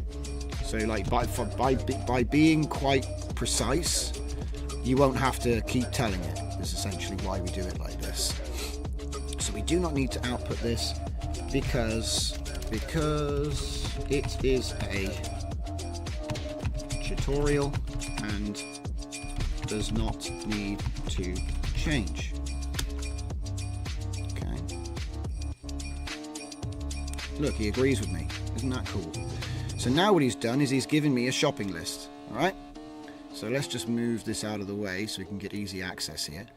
So renamed files. Startgradio.bat is now called startui preprocessor.bat. init.py. Alright. So that's updated. Let's go back. Project-manifest.md. Again, that's mostly for the LLM to know what the structure of the files is. README is mostly for the GitHub. So when you upload the project, because open source research, I want people to play with this and understand what it is and what's going on. So again, these two files aren't really even necessary to run this. Git ignore, again, another GitHub file, okay? But it does help to inform the LLM of what's actually going on and what all the files do and stuff like that. Install.bat didn't change. None of these have changed, all right? So at this point, we should be done. So what I'm going to do, at the risk of destroying the universe, all right, I'm now, because I've got these files backed up, so it's not going to hurt, I'm now going to dump the artifacts, and then I'm going to only work with these files. Okay? And yes, you will need to put those in as well. And it knows that they go in the SRC folder two ways. One, from the contents of Project Manifest, which contains a mapping, and two, by reading all of the links in the code. But that's a little bit less reliable than actually having a manifest that does the dynamic mapping, all right? Well, it's less dynamic than the HoloFS, but it's still a way for it to understand what the project structure should be. So if I now have a new chat and I say, please confirm the file names and structure of this project so that I can confirm that all the files needed to ensure smooth operation are in place. Yeah, like that. There. Confirm that I can confirm. So it's going to tell me a shopping list, and then it's going to say you need these. You know everything's there now, okay? So the last thing to do is to install the new thing. So where's my command line? Here it is. It's always on the other screen.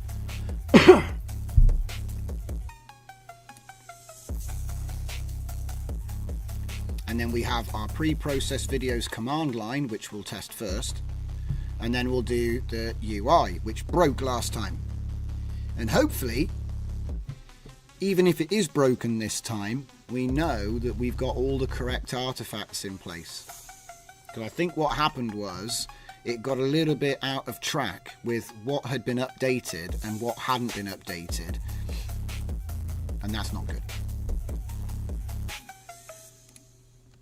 Okay. Alright, so everything is now in place. We've got a VNV. I'm going to say yes, please track the VNV. Oh, did you not see that? Was it too low? You got a pop-up, see?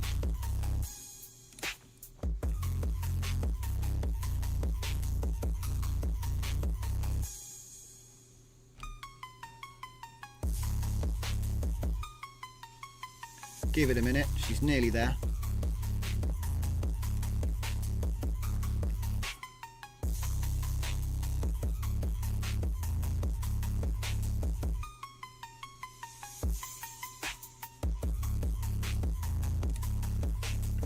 Throttle's just sent me a tip. So is that another new naggle from Windows? Let's have a look at this, shall we? Is there an X now somewhere? This X gets rid of it, does it? Oh, don't. It sends me, this whole thing sends me absolutely bananas because it just gets in the way. I don't need a recent locations list for my folders.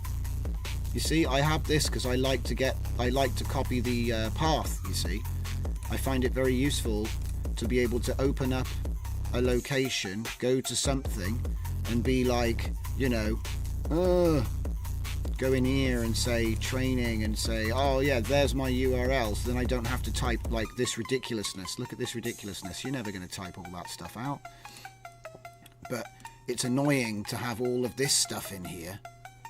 You know, like, what is it? Or what is all of this? It's just, to me, it looks all the same anyway, because it's just the same stuff, and it just drives me mad. But yeah, apparently I might have accidentally broken it earlier by clicking the X. I'm not going to do it again because that annoyed the hell out of me. I wanted to throw it out the window. Alright, press any key to continue. That's it, we've installed it. So now let's test it. Give me the thing. So thank you, Throttle, appreciate it. So input folder, right? So the input folder is video. I've got the one image, the one thing there, right? So we'll do that as our input folder, and then I'm gonna make a new output folder, processing 3. Open that up, get this, put that there. It's right click to copy into the terminal in case you didn't know. And then will it break? No, it's actually going to do its job. Okay, so it says warning, no caption file found for, because I think it does have a function where if you had a caption for this video already, it's going to copy that into every segment, but I haven't tested it. I don't know if it works, just being real, okay? This is intended to give you a template for your splits. So every single segment of this video, so as you can see, we're progressing down the road. So it's keeping the order, you know what I mean? It's making linear segments out of the video, and it's going to make them as the author of Mochi said to do it, which is 2.5 seconds. So every clip is 2.5 seconds. It crops to the center. So if you remember, in case you just joined us or have recently joined or whatever, this is the actual video. See its vertical aspect, okay? So what's happening is we're cropping the best center out of it, okay? And yeah, so as you can see, it's going to take that center crop, right? It was a 4K video, I believe. So it's going to go crop, crop, crop, and it's going to give you an empty caption, which is obviously like a little template format. So you could easily submit this, and that's the idea. In future, we'll have another process that's going to do the caption and actually write this caption, and then we can fully automate. You know what I'm saying? That's what I want to do. I want to fully automate making the video model, right? And hopefully we want to do it locally, not in the cloud. Okay, that's the goal. At the moment, we've just got the segmentation and the pre-preparation. So this is going to be, if you look at the properties, it's 848 by 480, which is the recommended dimension for Mochi 1. Okay, and 30 frames per second. Okay, so that's working. We'll let it finish. I think it's finished. Is it finished? Nope, it's still going. So it's going to take a while. And like I said, this is pretty sweet. It's even naming them for us, so we can retain that order, even if we jumble up the files. Okay. All right. So as this is now working, I'm happy with that. Yeah. Next step is test the UI. Because before it was scuffed. I don't know if you remember. It was probably quite a while ago because we rebuilt the entire project. But it's useful to know some troubleshooting steps, some ways of getting out of the deep mud if you get yourself stuck. So I'm glad that we've done this. Okay. So let's get back to the code. And I'll probably dump the entire project because this is actually cleaner than the one that I've uploaded. Yeah, the code that I've uploaded here is actually dirty by comparison. So I wonder what the easiest way to do that is while we're letting this process. I think the file names have actually changed. So I might have to like manually delete them. Readme.md, that's the same. Manifest is the same. Requirements is the same. Install is the same. In fact, do you know what? I think they're all the same. Like the names are the same. Pre-processed videos has changed, so I'll middle click that one. Everything else is the same, yeah. So what we're going to do is we're going to do a delete and a commit and a commit, and then we'll do upload files. We'll drag all of those. It won't do the git ignore because git ignore, but we can do that. So right, so we've added all those. Right, get rid of that. That's finished. The license obviously I added when I created the project from a template, and if I say create new file, I'm going to call this .gitignore. So choose git ignore template. Look, it recognized what I'm trying to do, but I'm just going to literally copy paste it like that. There we go. So that's how you do that. It won't let you upload a gitignore. So that's how you do it. You create a file, name it gitignore, and then copy the contents in. Alright, we go into there. And what have we got? Pre-process underscore videos. That's the same. So I'm not gonna... I don't know about uploading an untested Gradio app, but we're gonna do it. We're gonna do it anyway. I don't like doing that, but I've committed now. Okay, so when it doesn't work, that's egg on my face, and we'll have to fix it. Okay, so let's run this.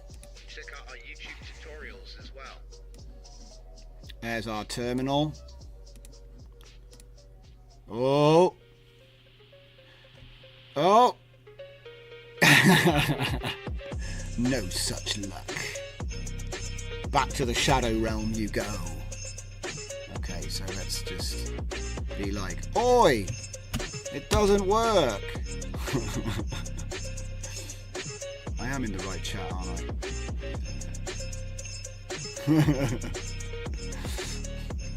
Throttle Mal says, life on the edge. 3 bourbon creams this time.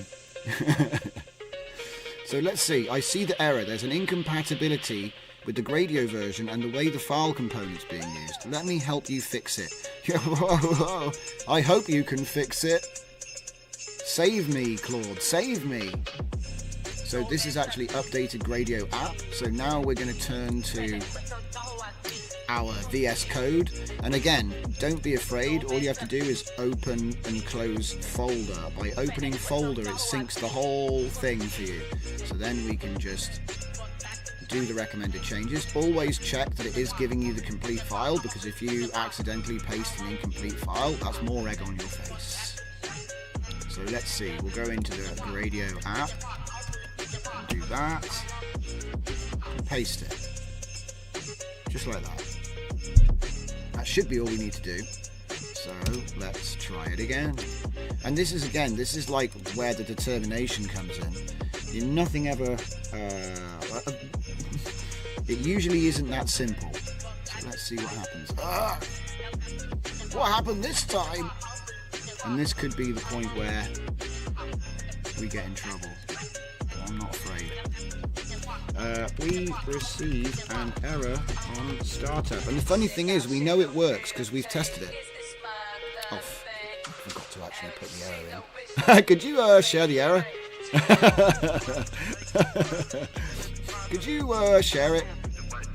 yeah, here's the error, mate. That's my bad. I hit enter, not shift enter. Shift enter will do a new line without actually posting the question. I'm going to ignore his response because he's. I didn't even give him a chance.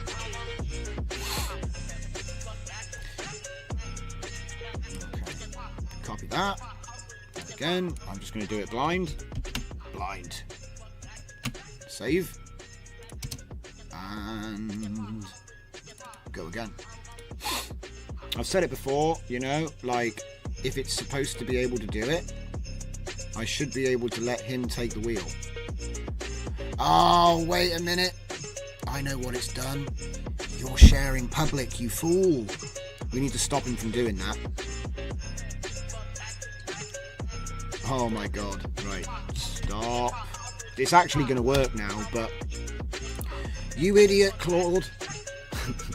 Stop opening my PC to the internet, Claude.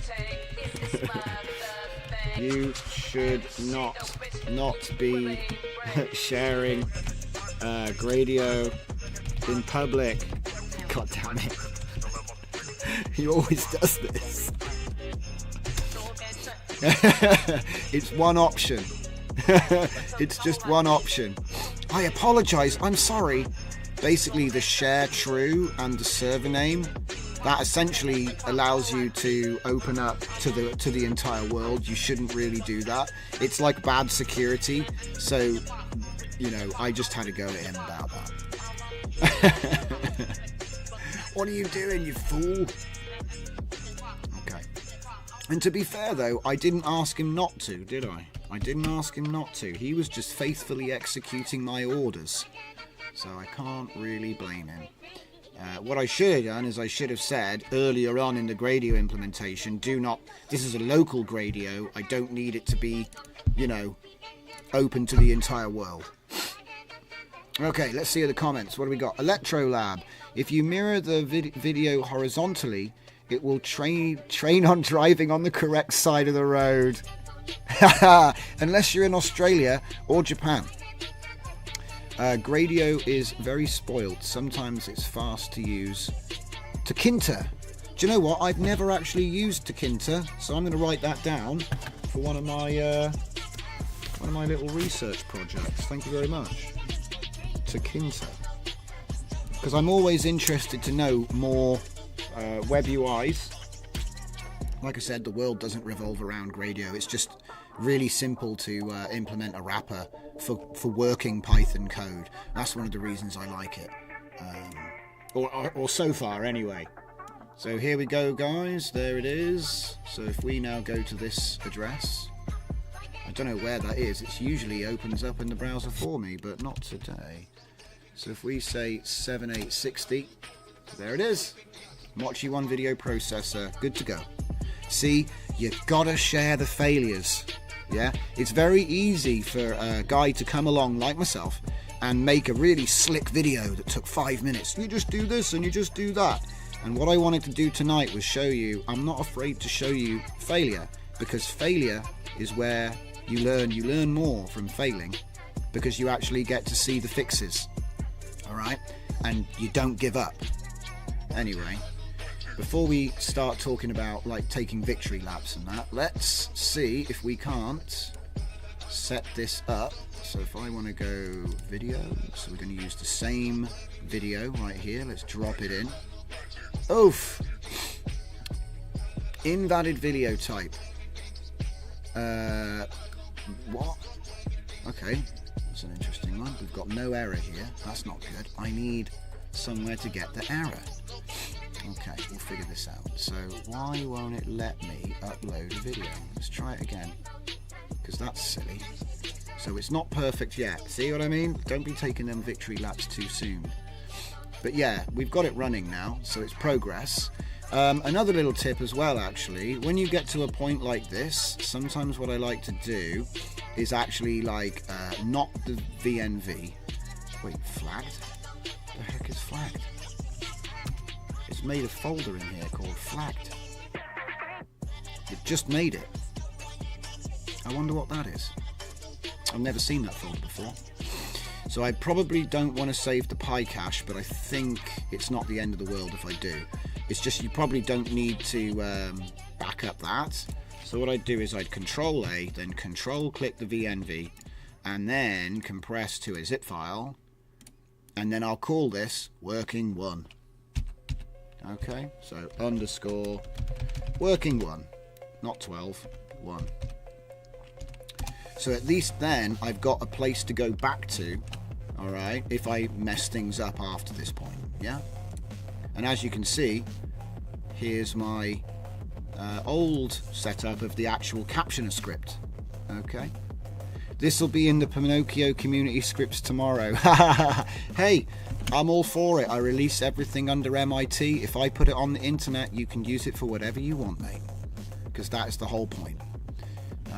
But yeah, I hope you can appreciate that we went from a completely, absolutely scuffed, broken script to something which actually looks like it might work. See, why does it say flag? Does flag mean split, and it's just using some strange naming for the UI? I think that's what it is. Download processed video. See, this is just very strange. Very strange. All files will be returned in a single zip archive. Interesting. It's interesting how it's done. We can actually manipulate this with Claude conversationally. We can keep going. Yeah, it's good. It's good, Throttle. I hope so. I hope so, mate. I hope so. And maybe they'll add in, very generously, a cool captioning solution for us all to use. Wouldn't that be nice? Can't wish for everything, though, right? Okay, so what's it doing here? Oh, yeah, that's right. So what I wanted to do was I wanted to go into fine-tuning video, and it can't see anything. Oh, look at this. It thinks that video/MP4 is an actual extension. So the file validation currently is using an extension that doesn't exist. Look, video/MP4, none of these exist. So okay, right. That's brilliant. So how do we fix that? All right, so let's ask Claude. I love it. That's so good. That's so good. Is your video QuickTime? Yeah. I think it needs to be told that doesn't exist. Let's see if we can't find it in the code ourselves first. So here, look at this. It says .mp4. See, it shouldn't. I wonder how it's done that. How has it done that? Look. Output. That's the output. So input. Where is it? Input path, temporary directory. Input. There it is. Look. Geez. Do you know what? I want to try doing this by hand just to see if I'm not crazy, because I got a funny feeling. Right. If we go into the Gradio app, it's a typo due to the fact that it's an LLM writing all the code. So look, file types video MP4. MP4 MOV. I actually think it might be that simple, and I'm prepared to break it to find out. So let's just Control C to close it off, and then restart it. I actually think that that's just a typo. I might have to put a dot in, but I'm not sure. So we've already backed it up anyway, so we can do what we want. Refresh. Okay, so when we open this up now, look, .mp4.mov. I think I was right. Yeah, look, now you can see all. Yeah, it was a typo. Did you see what happened there? I hope that's useful, guys, because it's like little things like that is where the LLMs mess up. So the proof's going to be in the pudding, I guess. So let's just see if I'm right. We'll go to fine tuning and we'll go to video. There's my video. We'll open it up and it runs now. Isn't that amazing? So I was right. So what happened there was it thought the most likely thing to put there was video/MP4, video/QuickTime, but actually this needed to be an actual extension without the dot. So do you see how such a silly little thing, and then it can do so much, but then it will fall over with such a little thing like that, and that's where the human comes in, basically. And I bet that if we'd asked him, he probably would have got it. And why not? Let's find out. I'm going to say, I cannot upload video files because it says I need to have video/MP4, which is what it asked. So if I just type that in, I'll just say question mark. Let's see if it can figure out his mistake. Come on, Claude, I believe in you, mate. Yeah, look at it, he got it right. Oh, let me fix that by removing video/. Let's see the code, and look, he did it. He even turned the QuickTime, video/QuickTime into MOV. Yeah, we could probably add Avi. I mean, I'm not going to get him to do that because that's such a little thing. We'll just literally, let's see. We'll just go AVI. Now, that might actually break everything, by the way, because sometimes AVI might have some codec concern, but it might work because this is usually using FFmpeg under the surface. Usually it's using FFmpeg on your system. But I'm up for I haven't got an Avi to try, but now it supports AVI. It might break, but you can pick them. So yeah. So I hope you can. This is why I do this. I'm not trying to just show you, oh, look how amazing it is. I want to show you where it breaks. I'm going to show you how you can fix it, because it was. Do you see how trivial that was? It was a typo. Do you know what I mean? Because it thought, oh yeah, this is the most likely thing to put here. And the joke is that even if you ask him, it's not that, it's that. It knew it. So actually, let's ask him about this. Can I add support? Can I add support for loading .avi format like this? And then I'll put my code in and see if I'm still, and see if I'll get away with it. Because he should be able to tell me, will I get away with this? So Shift Enter and paste. Let's see, because he might. No. No, because the underlying code currently only looks for MP4. Oh my, oh boy, oh boy. And yeah, I was right. There is there's extra stuff you need to have. There's extra stuff. You have to start doing globs. Okay, so I'm not going to put AVI support in because it might require a lot more changes. Because the thing is, you'll get away with MP4 and MOV, but AVI is, I think, isn't it AVI is uncompressed? I believe it is. Let me just check. AVI. Oh wait, why am I Googling? Don't ever Google. There's no point. We'll ask Claude. Is AVI uncompressed? I think it is actually compressed, but I know it's different. They can be both. It can be compressed or uncompressed. Right. Okay. It can be uncompressed. So not always, and I think that's partly the problem. Yeah, they're huge. Huge. All right. So the reason I went off down into a rabbit hole on this one is because our code is stable. We don't need to worry about it. So what we're going to do is we're going to update the artifacts again. And this will be the last time we do it. And because... I don't remember. Oh, I can't remember which one it was. Okay. Not a problem. We'll just update all of it. Uh-oh. Am I clicking too fast? Is that it? Yeah, clicking too fast. I was going for the cookie clicker response rate there. Okay, let's just drag these in. And then drag this in. So, like I said, it's like testing each feature one bit at a time, one step at a time. So we've got the thing running. So stop that. Okay, so the next thing, and we got it to load a file. So then the next thing, let's just refresh this and make sure it's gone. I think it must be cached because I've shut it down. Just make sure we've got no more running. Okay.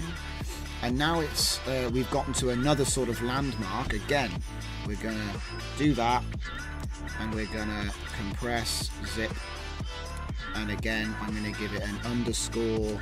You know, you could use version numbers, you can do whatever you want, but I tend to just go working 2, something like that. And put that there. And working 2 is our current version, which is the most stable, you know what I mean? So it's pretty simple stuff. You don't have to, it's not rocket science at this point. So let's just open this one up. So I hope I can show you, like, we got ourselves stuck in the mud. We were spinning the wheels. It was all scuffed and broken. And we've managed to get ourselves out of that jam. And now we've got clean artifacts. Well, now we've got clean artifacts. So that means that we can refresh the page. We can kill this chap. And now we've got, the project is here. We're not using any custom instructions. So no cheat, no tricks. Yeah? Okay. Can kill that now as well. And so, let's see, what's this one? Oh yeah, that was me showing you how to do distilled or compressed prompts from an MD file, so you could take any of my things and turn them into a cool GPT-4o prompt like that. Okay. And now we're running again. Yep, that's gone, so now we can bring it back. we'll say, I want that video, please. We've got the video. So target duration, we don't really want to change the slider, but I guess if you were going to do like, you know, make a multi-GPU data set, nobody really is doing that right now because it would cost you so much money. You'd probably just make the data set by hand because the amount of money you're spending, you're probably not going to want to automate. But for us, where we're, you know, trying to experiment with this stuff and we're on a low budget, we could probably automate to save some time, right? So we can do more experiments quicker. You know, hiring out, what was it, 8 H100s? That's going to be pricey. So, but yeah, there's no need to really change anything else. So I'm just going to, don't we get to, oh, so there's no output path now because it's going to turn it into a zip file.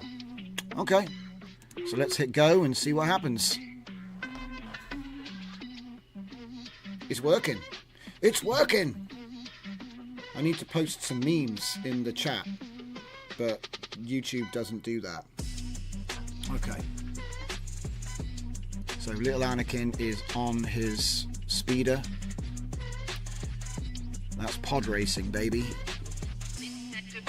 There it is.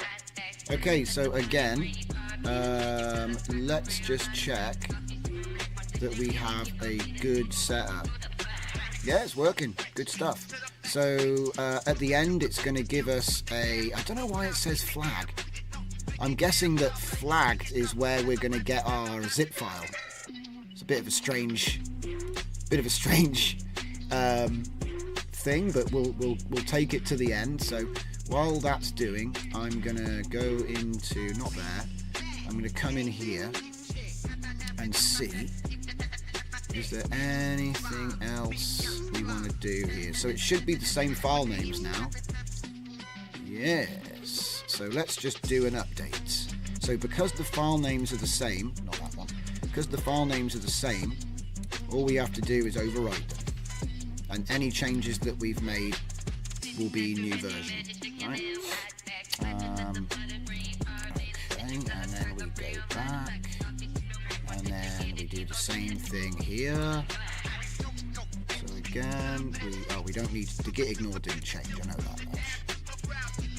So, and you didn't have to do them all, you know, really you'd only change the file that you changed, but it's worth knowing. Okay. So the tutorial's still there, everything's still there, so this is now clean, and we've tested it as working. So what I'm going to do is I'm going to show you how you do a release, which is actually pretty simple as well.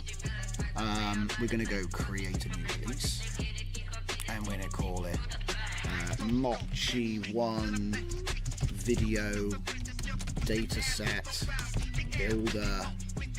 And then it gives us example over here, look, tag names and stuff. So this is production ready, so we're going to call it version 1.0.0. So use a tag here, v1.0.0. There it is. Okay, generate release notes. What? I don't think we need to do that, but that's okay. And then obviously we're going to make the file name that too. So sometimes you don't want to include the pi cache. Okay, so sometimes what I'll do is I will do what I did earlier, right? So we don't have the VNV because we don't need that. So I'll copy that, go back, and I'll say release, open it up, put a copy of it in there, get rid of the flag folder because that gets made when you actually use it, delete the pi cache because obviously you don't want to mess around with a bunch of weird scripts in there. Okay, and then what we're going to do is we're going to compress to zip. So it's easy, it's just a load of nonsense really, but you know, you got to do it. So then we're going to call this Mochi1 Video Dataset Builder, and we'll say I think we just literally go like v1.0.0. That should be all we have to do. Maybe put a dash in there. I can't remember if they get, sometimes they get a bit hyper about how you name the file and stuff, but yeah, we'll put that there. should be all we need to do. And then something else we could do. Now sometimes I get this the wrong way round. I think it's like you know, preview and then like that, and you put the URL there. So it's a bit of a faff, but basically if I go upload files and then we it's like I said, it's a bit of a faff, guys, but if I then say images, right, and then we go to our tool and oh no, not that again. See, really I want it to be clean. Right, let's just click flag. Did it flag? Let's see if it flagged. Did it flag? I have to go back to the actual version. Pre-process. Go to flagged. Okay, so what have we got? We've got a log. And we've got download processed videos, which has a zip file in it. Typical Gradio craziness. And then upload videos, which has the video we used. That's actually pretty cool. That's pretty cool. And it's all in a project, or is it? No, it's, wait. That's the name of the video file. No, it's not. That's just some random hash. Okay. Is it the same random hash? C7. No, it's not. So, okay, that's a little bit annoying. But it is written in here, so you can kind of decode the craziness by reading this.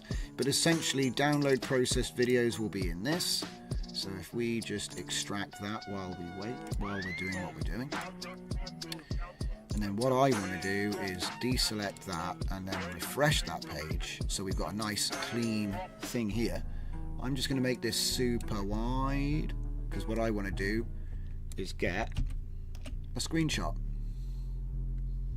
Okay, like that. And we're going to save that. It'll all make sense in a minute, alright? It'll all make sense. So here's my images, sorry, my video segments. So that worked 100%. And then we get my image folder, images, we'll go in there. And I'm going to put the image in there, call it demo UI, right?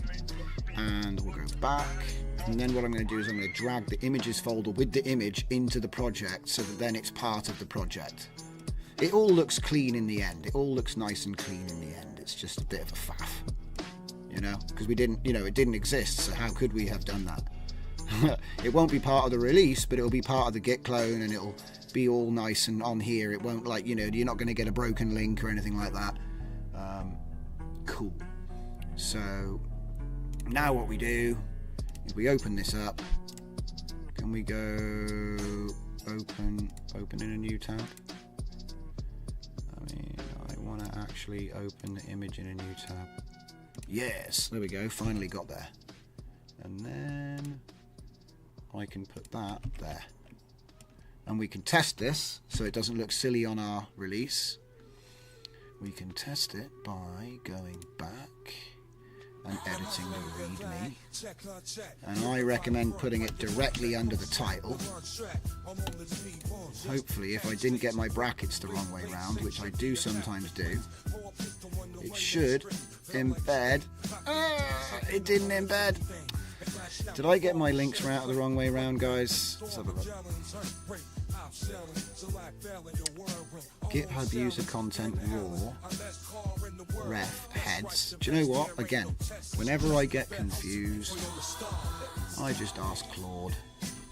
Why is my image not embedding in my GitHub? Do you know what? I use it for everything now. It's funny. I don't Google anything anymore. Because I find that often you just get ads. No shade, like Google used to be the best, but you know, now you just get ads. Why is my image not embedding in my GitHub readme.md? What do I do wrong? I don't see any actual image embedding code. Oh, I didn't put the exclamation mark. Is that all it was?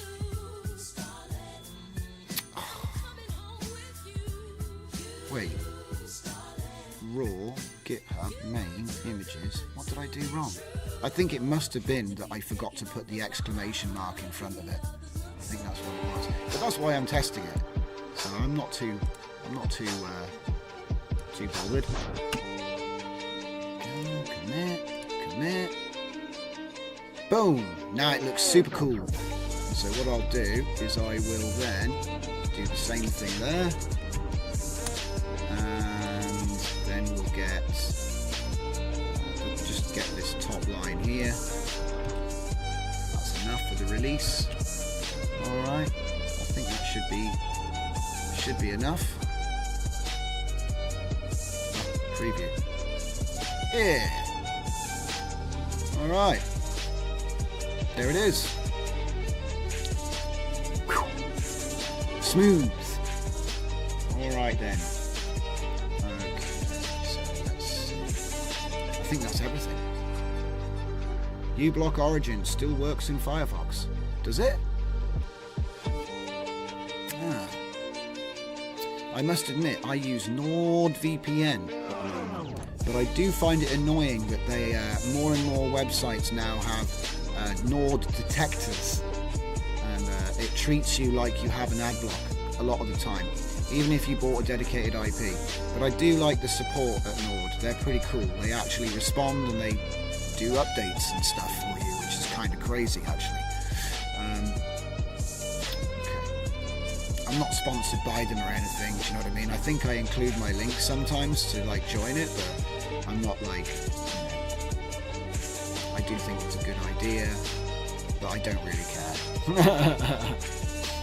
Alright, so here it is. There you have your Mochi 1 video preprocessor. So it'll take a video and it will turn it into 848 by 480 at 30 FPS. And it will keep the linear segmentation of a long clip. Like I said, the example script, just, you know, no matter what you gave it, it would just give you the first 2.5 seconds. So you kind of had to split up your clips yourself. And even though you could do that with like an FFmpeg batch script, I wanted to use this as like a little, you know what I mean? It's like a little explanation because there's some complicated stuff going on, and it's video processing, and I think that this is the beginning, because what the next step is filling those empty captions with a description, and there's a whole bunch of ways that you can do that. We did discuss a few of them, and in fact, while we have a little bit of time before I disappear tonight, because I do live in the UK and it is late, it's getting late. What I'll do is I'll do a little bit of comfy experimentation real quick. So if anybody's still got the, you know, if you've still got eyeballs in your head, we'll take a quick look at that, because I got a few ideas which probably will be like really easy to pull off, because this is something I'm already set up for. We will open up the comfy, and we're going to kill off that. See, that works great. I'm really happy with that in the end. It's nice and clean. It was actually cleaner than the first implementation that I did without the GUI. The GUI actually cleaned that up real nice, so I'm very happy with that. Oh, spoilers. Bit of chaos. So what we're going to do... Oh yeah, there's something else I wanted to show you guys. So I've got my radio which is playing right now, and I actually have a new one.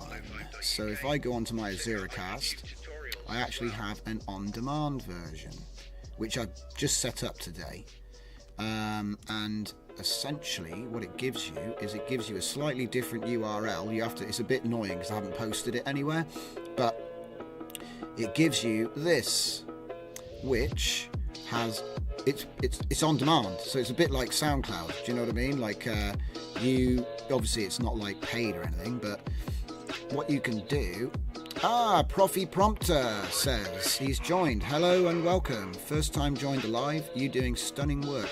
I've been doing Animate Diff for a while now, but want to get into Mochi now as well. Hell yeah. I think Mochi's amazing.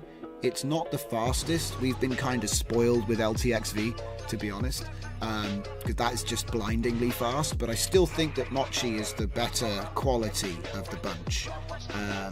And certainly the workflows I brought out for Mochi do help to take the pain out of the slowness, but you get good quality. So what I hope to do is apply some of the lessons that we've been learning with LTXV, because it's so much quicker to experiment with as you get the results so fast. I think a lot of the stuff that we've learned with LTXV might actually apply to Mochi. Obviously we're able to sort of like put a bunch of things in it, and you know, like for example the face swapping and the upscaling stuff, because it's so fast it seems slow to do that, but when you have a high quality video model that takes longer, suddenly all of those extra bits is just a little bit at the end, you know what I mean, by comparison. And it would take you forever to actually make a decent number of videos to do testing. So I think that coming back to Mochi is going to be interesting, because we're going to get to apply some of the lessons that we've learned with LTXV. And like I say, my last workflow that I put out, it actually had a queue. So you would queue overnight lots of video latents, and then you would batch process them in the morning with the VAE decoder, and that works real nice. So, you know, I don't know how much you've used Mochi, but I do recommend messing around with that. And there's certainly going to be more updates on the Mochi side coming soon. This is partly why I've spent so much time tonight taking a look at this new video dataset builder which I've just released, because essentially being able to speed up the chunking, I call it, of your longer form video into stuff that you can train, that's a huge amount of work. And yeah, I realise that the captions are empty right now, but it does give you like a template format that you can start working with straight away, like I say. So yeah, sure, it does the job. And what we'll do is we'll experiment with ways of actually getting this to work. So like I said, the first thing we're going to do is use some tricks that we've already had fun with LTXV, and we're going to use that to try and get this caption running. Now I'm going to do first frame. That's my goal, is to get a first frame caption, but then try to transform that into a video prompt. So it's going to be Florence 2 plus One Vision with reverse frame sequence and final frame. I can see it already in my head, do you know what I mean? It's just a question of getting there. My God, man, it's so slow to start up. I reckon I'm actually going to port my entire Comfy install to a normal hard drive. I think this SSD is basically cooked, guys. It's only 2 months old. I'm going to get on the phone to Crucial and be like, hey, what the hell? Did you send me a lemon or something? Because this isn't crashed. It's just so slow. Remember how long it was since I clicked open? My goodness. So, okay, so what I'm going to do is I'm going to grab a couple of workflows from my pack. So if I go to DJZ workflows and I go over to the PhotoFlux pack, I am going to grab, I think, let's see, is it going to be captioning tools? I think it is going to be captioning tools. Yeah, I think it is going to be captioning. I think it'll be captioning tools. That's going to make sense. I can do everything else just off the bat. So what we'll do... Oh, look at this. I told you I already made this thing 2 months ago. We got Florence 2 caption and we got One Vision video caption. So it's like I already built it. It's funny. And we got data set synth. See? This will have the code for saving out the caption. So I'm going to take both of those. Let's see, what have we got running right here? Oh, it's gone. So this would be one of the video grids. This is the 2x3 video grid that came out in Toda Tools video grid. So we're not going to need that right now. So let's see, how about we save that one, and then save that one, okay, and let's throw video caption in here. So this would be the video recaption. Is it video? No, this is just recaption. Am I saving it though? Yes, I am saving it. See that? We are saving the prompt. It's... what the heck's going on here? That's not good. That's not a good prompt. So this is my old video prompt. Maybe we'll use that new one. Really what I need to do is build an Ace Hollow system for a Mochi prompt generator, and then distill the video to image instruction into a OneVision prompt. That's going to be the best route to actually get this working. And then what's here? Off the Grid. Hell yeah, that's my tune. I got a new album I'm working on. Let's chuck dataset synth in, and just hopefully this isn't too crazy. Let's see. Okay, so we've got flux up there, and then we've got flux animation. This is just the animation upscaler, but without the upscale part. So that's not such a big deal. This is the brains right here. So this is actually saving the image with a prompt that was derived from OneVision. So, excuse me. This looks like Crest Project for some reason, which is strange because that's like recent. Oh, hang on a minute. This is a new one. This is a... I almost forgot about this one. This is generating a fully synthetic data set. Yeah. Oh man. Okay, so that's the wrong one. Bottom line is the wrong one. Video recaption. Well, we've already got video recaption, so I think I've got everything I need. So it says load batch. So what I really need to do is, instead of loading a batch of images, we're going to load a video. So load video upload, right? Well, I suppose really what I want to do is load a directory of videos, but I guess we'll just do one at first, right? So let's go back to our processing 3 and just grab one of these. How about we grab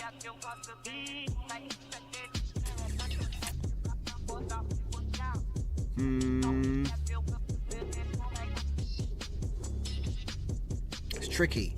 It's tricky. Which one do we grab? Which one do we grab? Let's grab... Let's just preview it real quick.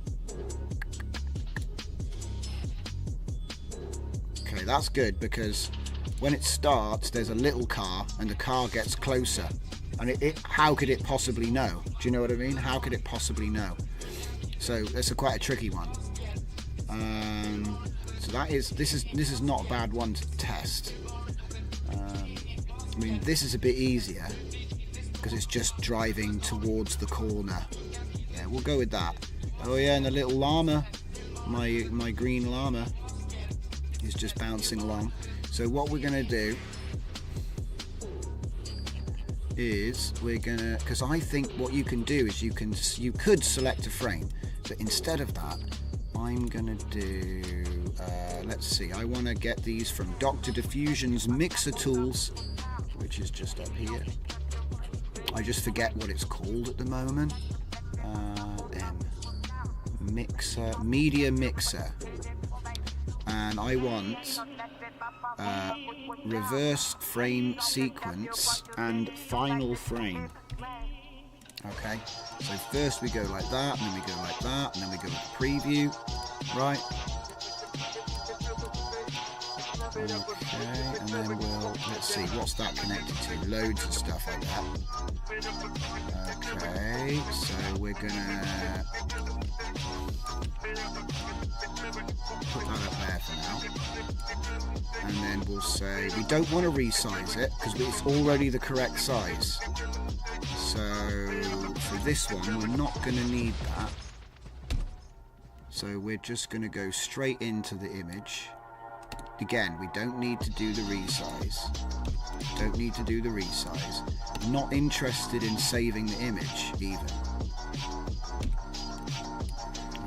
Right. Whoops. I hit the Windows key. And now I can't seem to... Uh-oh. Broke it. I broke it. It won't let me... It won't let me move things anymore. Did I lock it? Did I lock it? No. What the heck's going on? I pressed the Windows key and it's gone to nonsense. Right, refresh it. I think I broke it somehow, guys. It won't let me move the nodes. Okay, let's see if I missed anybody. Sorry guys, I've been like focusing.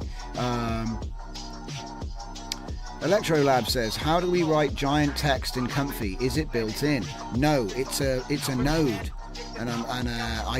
Yes, thank you. Somebody's covered it. So point. Oh my goodness. Avoogle. Point. You've. I'm sorry for scuffing your name, my friend. What other LLM node do you use? I use if AI tools, but it's been bought for the past month looking for a replacement. Giant text is label, if you didn't say. Do you know what? I've never... RG3 nodes.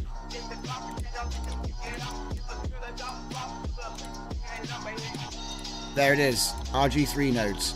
Thank you, by the way, because I'd forgotten which node pack it came from. So just for everybody that didn't know, it's part of the RG3 nodes and it's called label. Thank you very much, Point. I'm going to say that because I keep on messing up your name. I think it's Avoogle, but I'm not sure. Avoogle, maybe? Yeah, I use I use Lava 1 Vision because you can prompt it and because it takes an image input. See, most of the time I'm trying to take an image in and then do something funky with it.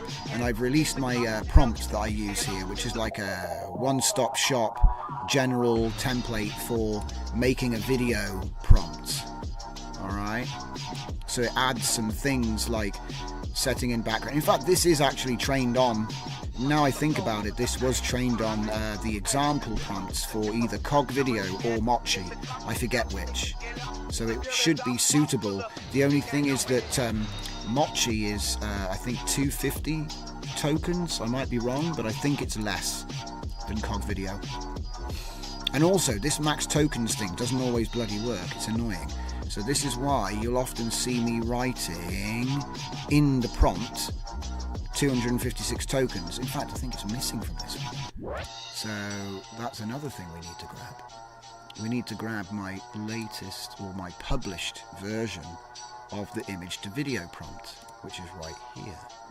So we will copy the raw file and we'll take it back and we will paste that, and you can see all I've done is I've added 250 or 240 so I'll say 240 tokens or less, and I'm going to say 240 tokens here as well. Sometimes, like I said, it's a bit sneaky and doesn't actually give it to me. Did I press space? Did I? Wait, what? You accidentally... Yeah, I bet I did. There's an icon in the bottom right to change modes, and the shortcut is the space. Wait for it.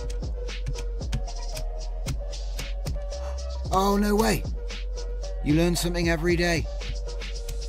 Nice one, man. I got stuck in a different mode. Right, okay. So I should be able to now move things. Yeah, we're back in business. All right, cool. So what we'll do is we've got, so like I said, what we've just done there, okay, in case that didn't make any sense, is, and I've done it wrong as well because I'm smart. So what I want is I want the first frame of the video clip, okay?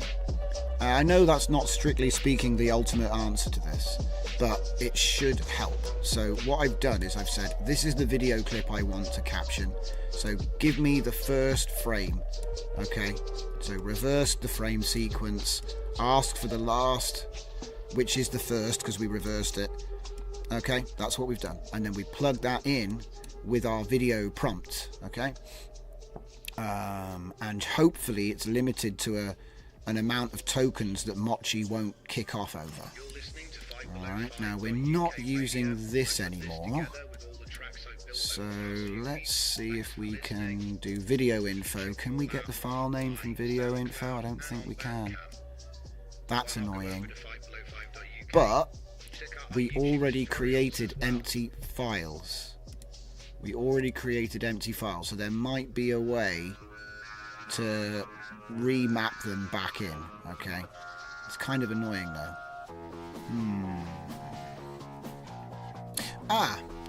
Hang on a minute. Oh, why can't we use the video name? It's kind of annoying. Okay, there might be a different video loader that has that. Alternatively, what I could do is make my own node that outputs the file name. There's always that, but without having to resort to something like that, what I think you could do, I'm surprised that it doesn't have the video file name there actually.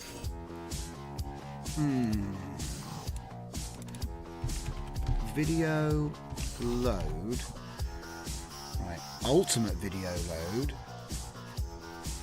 no file name. As typical, I found something that it won't let me do. It's always the same. Load video, no file name. No file name. Same thing, video info doesn't have the file name. Video info loaded. No file name. I mean, maybe if we made our own version of this node, so we could fork this node and then add an output file name. You know what I mean? It's probably less than trying to make your entire loader. Just fork a video info input node, which this one is. I could probably use that as inspiration. This one, no, that's a video path. So that's a shame. That's a shame. Oh, wait a minute. Oh, wait a minute. File name. Yeah. File name. Select file name. File name. Show text. Oh, baby. Right, I think we might have a solution. So what I'll do is I'll plug it straight into a video combine, which we're not going to use to save it. We won't save it. We'll just use it to get the file name. And then frame rate, we'll use the source frame rate. File name prefix, oof, that's annoying. It's not going to be the correct one. No! So I found a way to get the file name, but it's not the real file name. It's going to be animate_diff _0000 something. So we're still not quite there. We still need a way to send the video file name. Ah, that's annoying. Okay. There is another way. There's always another way. So let's just get rid of that for now, because again, it needs more custom nodes.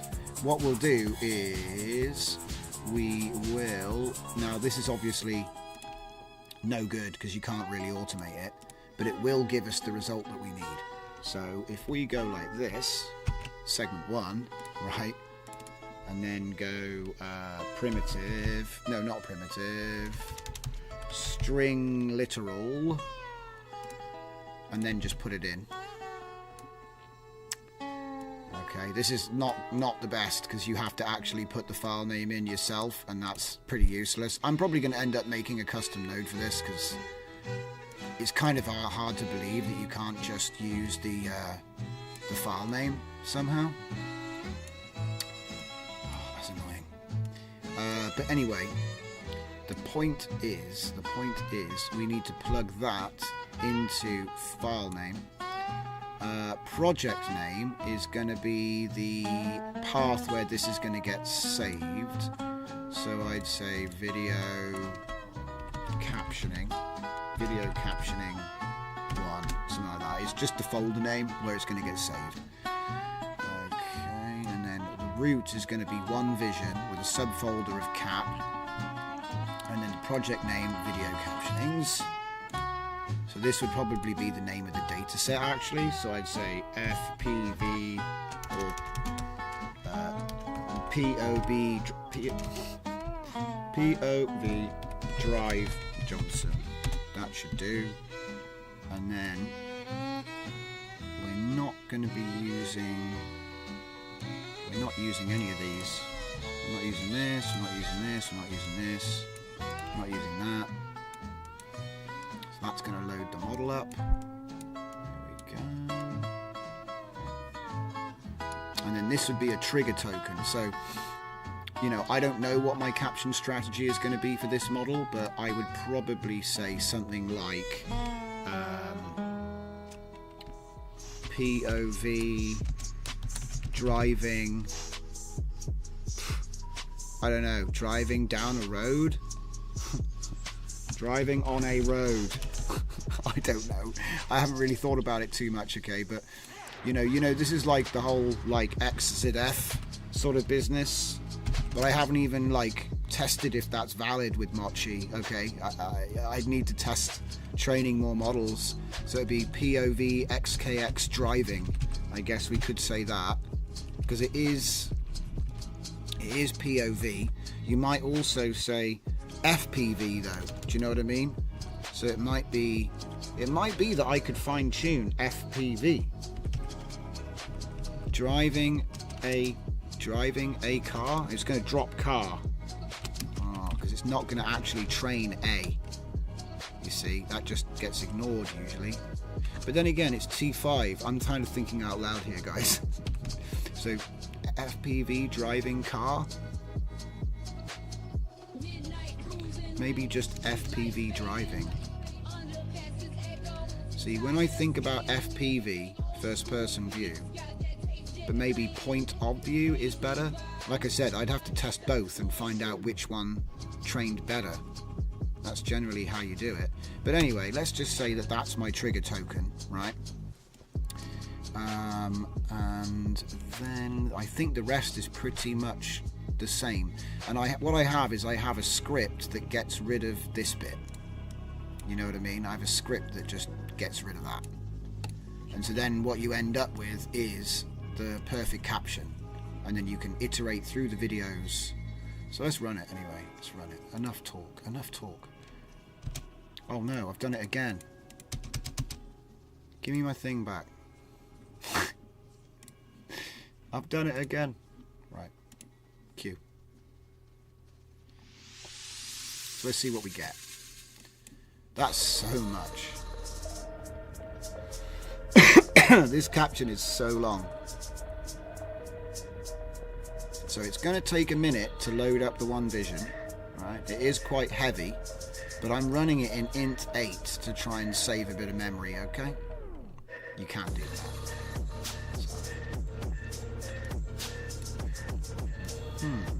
We should probably give this a name as well. So caption tools, one vision, video caption. Oh boy, that's pretty much what it is. I'll say Mochi caption because that's what we're doing, right? Mochi caption. It's kind of annoying. Machi? Mochi. Oh, select mode space is back up there. Oh crap. I can't see what I need to see. I can't bloody see the menu. That's annoying. Toggle bottom panel maybe? No? What the heck? Bruh. What have I done now? This has never been a problem before. Select mode space is stuck in the top left corner, so I can't save a workflow. I know how to get around this. change it to bottom. I don't know what that is, but it's in the way. All I wanted to do was save the workflow, which is kind of important. That's literally all I use this thing for, is making infinite workflows. We're still loading. What are we doing? We're loading checkpoint shards. Has it been that long? Oh, I know what this is. My hard drive is super scuffed, and so it takes forever to actually like start doing things. Ugh. Do you know what? I'm actually going to put an old 3.5-inch Old Faithful back in my computer tomorrow, and then I'm just going to swap all my stuff back to non-SSD drives, because I think that the trouble with SSD is it's fast, but they get cooked, man.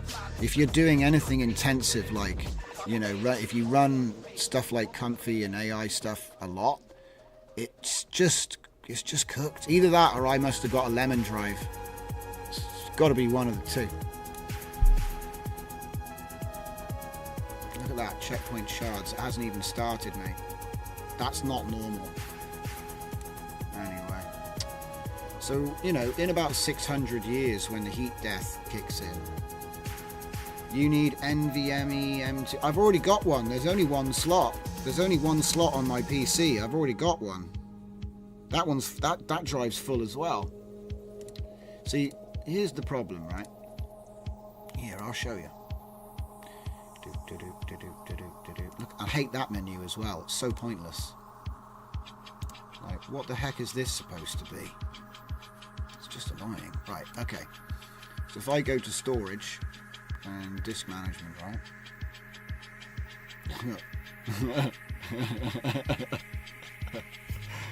Okay. So here's my... no, not there. Where's my C drive gone? There's my NVMe. So I've got a terabyte NVMe running for Windows. Yeah. In fact, this is too small. So I'm kind of overloaded. Do you know what I mean? This is the one that slows everything down. The new Volume J. That's USB, and that's corrupted, right? And that's really annoying. That's the one that got formatted by Microsoft in some kind of weird bug. And then this one is just for Comfy, and that is an internal SSD. I don't have any more slots on my motherboard. They're all taken. And do you know what the weird thing is? Stone Age is about 10 years old and it's still running fine. And sometimes I'm like, and there you go, I got another SSD there, but it's only a 250. See, Comfy used to be on that drive, and I bought a new one and moved it because I was paranoid that it was going to melt. And it turns out that the new one is scuffed. Healthy. My ass. But yeah, basically, this one is scuffed as well. So annoying. Both of the new hard drives that I bought are scuffed. They just... Look, here we go. It started warming up. Oh my god, it's doing something. 12 minutes. My internet is not the issue here, guys. Not the issue. Well, so anyway, in about 6 years when it's finished loading OneVision, which, by the way, I've already got installed, get yourself a PCIe 5. That's interesting. Yeah, they should be able to fill up... I know they should be able to fill up hundreds of times. You're right. And the thing is that I have to download 30 gigabyte projects multiple times a day to do testing. So I think that's what's happened. I think I have filled them up hundreds of times. Either that, or like I said, they sold me a lemon drive. And it's just, you know, there was something wrong with it from the start. Because if I'm being real, that SSD is only 2 months old. There's no way that I did it from wear and tear. I think I must have just got bad silicon or whatever. Do you know what I mean? I think I just lost the silicon lottery on that hard drive, man. It was going to happen one day, right? Anyway.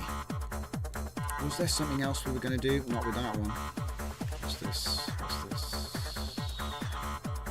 Oh yeah, this didn't work. This was what nearly cooked my computer. I was doing 1920 by 1920 glitch effects. It worked, but it nearly killed the machine. So how are we doing? Nothing. See, this was supposed to be the quick part, and now it's turned into the bit that's going to take... Look at this. That is not right, man.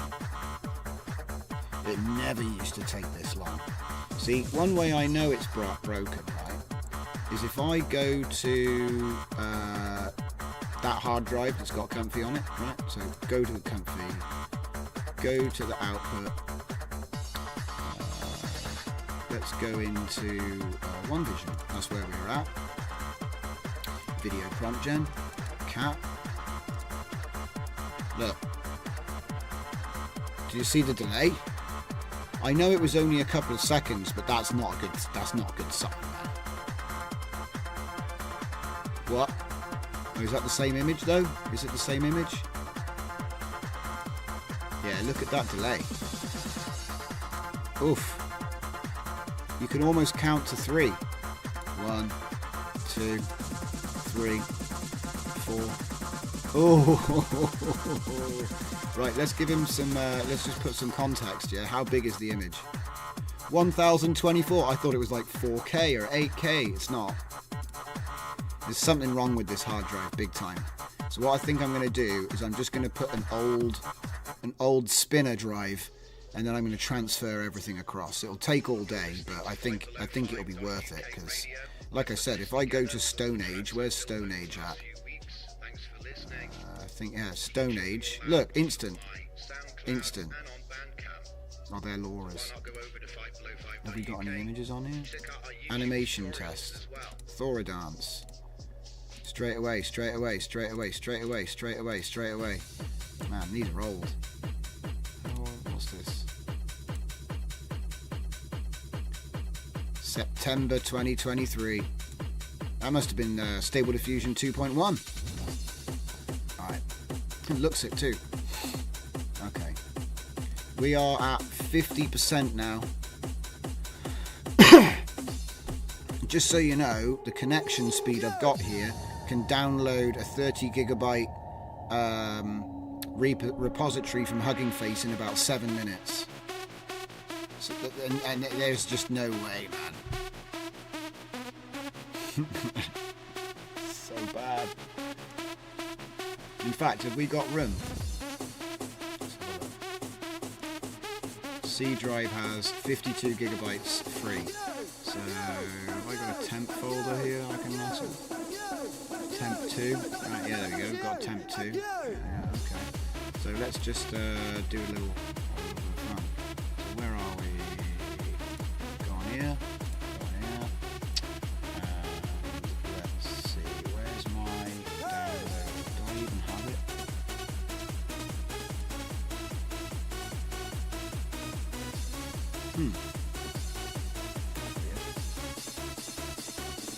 It should be on it.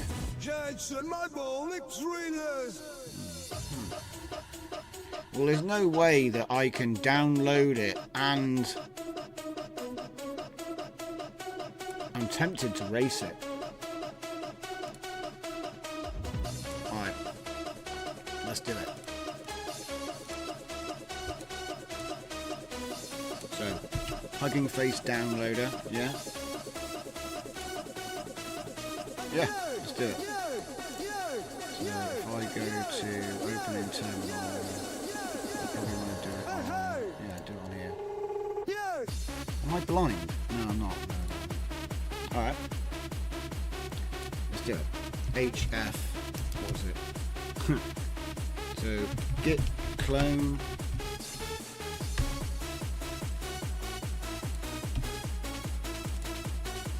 And then we'll do install. How about Flux, yeah? Hugging Face. Flux, not me.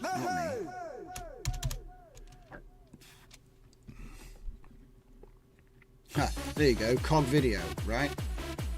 Cog Video X. That's got to be like 30 gigabytes. Okay. Take that. Ooh, if it gets there before I get there, then I'll give up and just get the result, because I'm just messing around here. Come on. Oh, it did it. All right, fine. See, I was about to put him to shame. I'm glad we finally got it. Okay, so let's have a look and see what we got. So analyze it. Wait a minute. It didn't even do it. Didn't even do it. So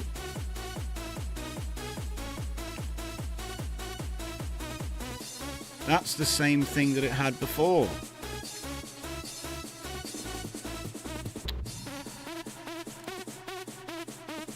I don't think it actually did it. This should be the prompt.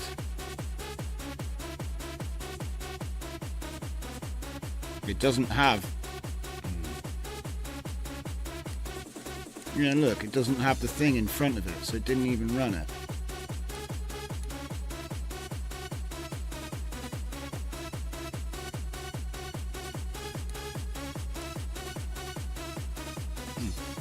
Looks like the race is back on.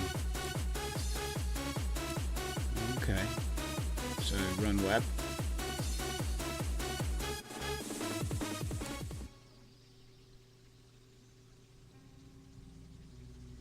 Okay, copy that. 127 760.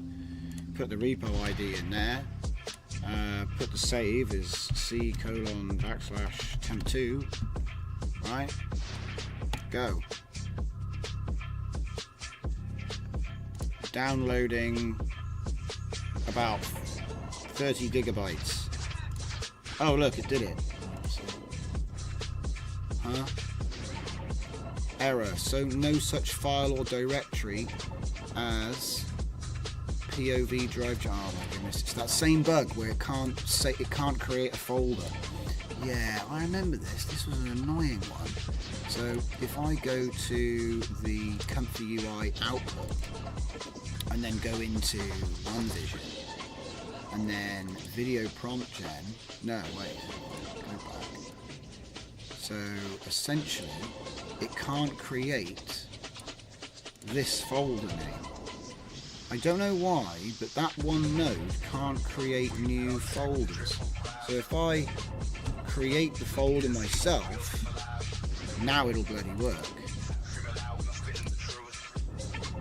It should be loaded as well. Oh my gosh, that's stuck there now. There we go. Now it's going to work. See, that's why it didn't run. Aha! The image captures a first-person perspective from inside a moving vehicle, focusing on the road ahead. The dashboard and steering wheel are visible in the lower part of the frame, indicating the driver's in control. The road is a two-lane street with a central dashed line curving gently to the right as it extends into the distance. On either side of the road, there are trees and shrubs, suggesting a suburban or rural setting. The sky is overcast and the lighting suggests it might be late afternoon or early evening. There are no other vehicles in sight, giving a sense of solitude and tranquility. The road appears wet, possibly from recent rain, which reflects the surroundings slightly. The overall mood is calm and serene, with no immediate signs of traffic or congestion. Okay. And if I now look at the file, I can stop this now. I can stop this now. I was just trying to scare it into actually working. Do you know what I mean? Like when you threaten to throw it out the window. Yeah.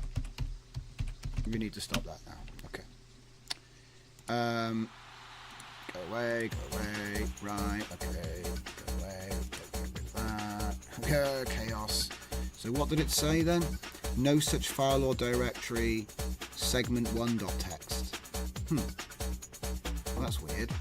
Output OneVision, POV.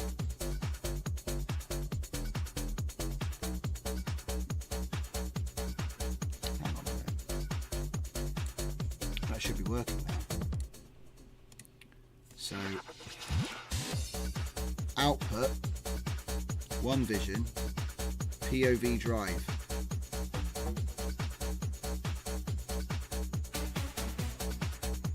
So I've got to make the folder cap as well, have I? and then it can write the text file. So silly.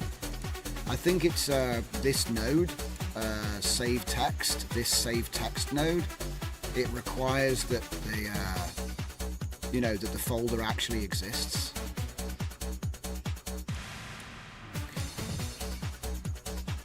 I'm just going to wait this time because I've got no more tricks up my sleeve to make it work. But what I will do is analyze that, because I need to know that that's not going over the how many tokens are in this video prompt. Is it less than 250 something? Oh, bloody hell, you didn't need to wait, what? That's not a token. That's, what the heck? 134 tokens. That's not how tokenizers work. Are you, right, hang on. Do you know what you are talking about?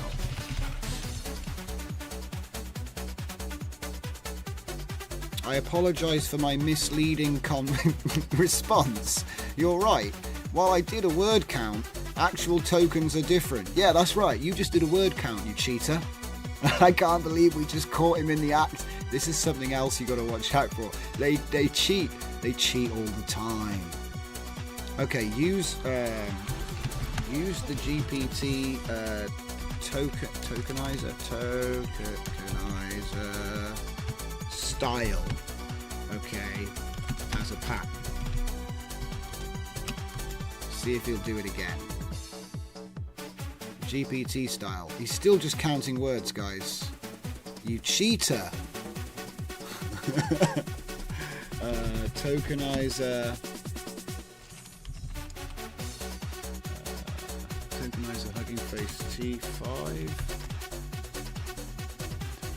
Transform model doc.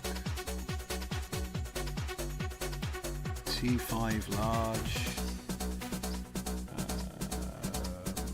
Compute. No, I need to. Right. Compute. Oh, this will probably take forever as well. I just wanted to get a token count. I'm just trying to make sure that it's not cheating. But yeah. Clip L or clip G output to see if it actually knows tokens. Vastistas. Okay, that didn't work. Yeah, let's see if it knows clip L, yeah? Yeah, good point. It might know clip L. Let's find out. Do you know clip L? Estimate the token count. It's funny as hell if it's just been doing bloody word count.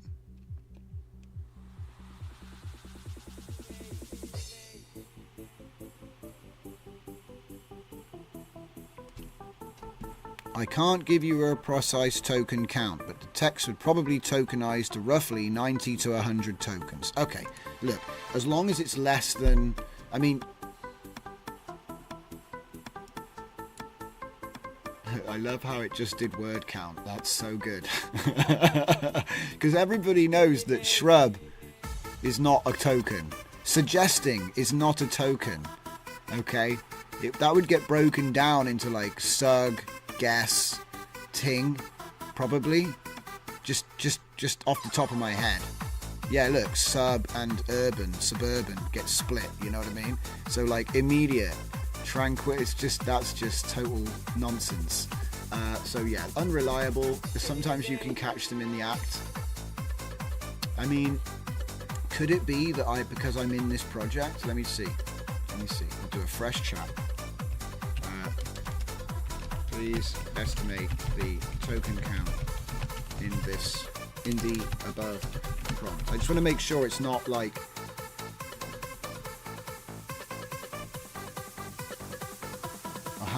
180 to 200 tokens long. That's actually a much better estimate, because if you remember, we got it from here, and it's limiting the output to 240. So I think this is good. I think this is good, actually. And you know what? It's not going to be the best. But if I was to save that, and then go to... Oh, it's going to take too long. Nuts. Runway. They have a super fast image model which does video. So let's just go to Gen 3 Alpha Turbo, and we will drop my picture there, and we will use the prompt, and we'll go with 5 seconds because it's only a 2-second clip. Let's see what happens. This should be good or stupid. It'd be a nice way to end anyway, because I've been winding down now for like 40 minutes. Go on then, let's see it. Oh, that's not bad. A little bit dangerous, but that's not bad. And if that's the base model output, imagine what you could do by fine-tuning a LoRa. I appreciate it won't be on Gen 3 Alpha Turbo, but that's actually crazy. I gotta get a copy of that, that's pretty cool. So I think the prompt is good. You know what I mean? Like, it didn't like go nuts. So I think this is not bad. We've got a last keyframe.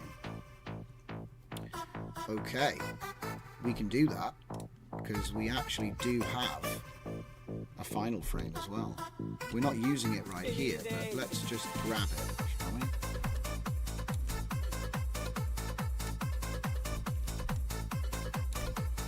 May as well. We'll make it a bit more accurate, you know. Let's see, go. It should be on a fixed seed. No, it's on randomized, so we'll get a new prompt as well. That's actually pretty cool. I didn't think it would be that good. I thought it would just melt because, you know, it means that this prompt is actually pretty good. It's not bad.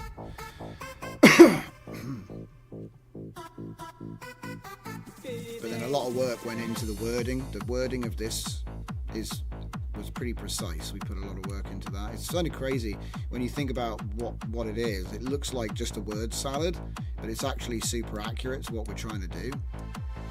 Okay.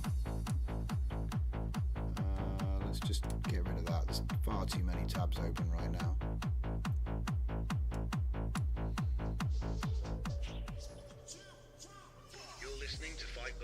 Yeah, Lava One Vision's pretty solid. Oh, look at that. It already exists. Okay.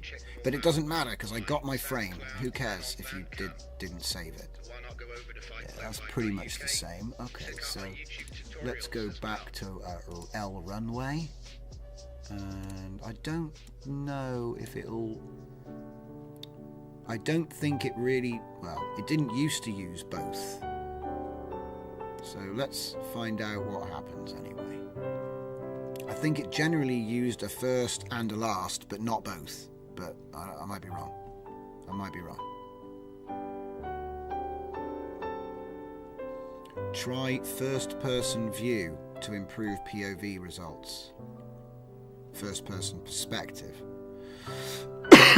Oh no, it did use the first image. Okay, let's go.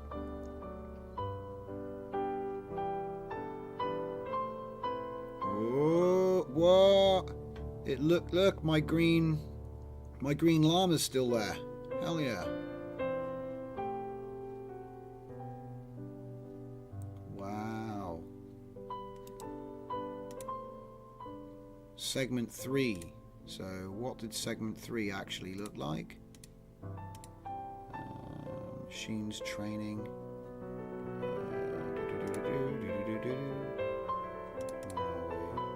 No. Training, fine tuning. Process 3. Segment 3. What did that look like? It looked like this. So reality.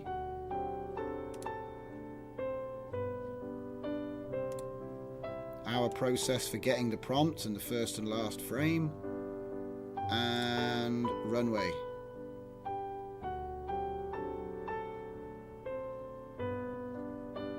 I wonder which one looks better. I think first frame on its own looks better. It gets a bit low to the ground towards the end, but I actually think that it slowed it down a lot. It's probably because it was a 2-second clip and we used a 5-second clip. So what you probably want to do is actually speed the footage up to make it look a bit more natural. And also I think that this one looks more natural as well. Well, I think that's about it. So a couple of things we've finished in the end with tonight. We've made some progress as well. I think I've got some stuff to work on when it comes to adding the captions to our video tool for Mochi 1 training. Last thing I'm going to wrap up with is the actual service which you're going to use for training. So, you know, I'm not going to leave you as like shooting in the dark. Let's see if I can find that for you before I disappear off for the night. So, the company that I'm going to be using to train, stop advertising. The company I'm going to be using for the training of the LoRa's. What is going on? Calendar lets you share your latest availability, so customers can book time on. I just had to kill the audio. I don't even know where that ad's playing from. Is it still playing? That was annoying. They're trying to hijack my stream.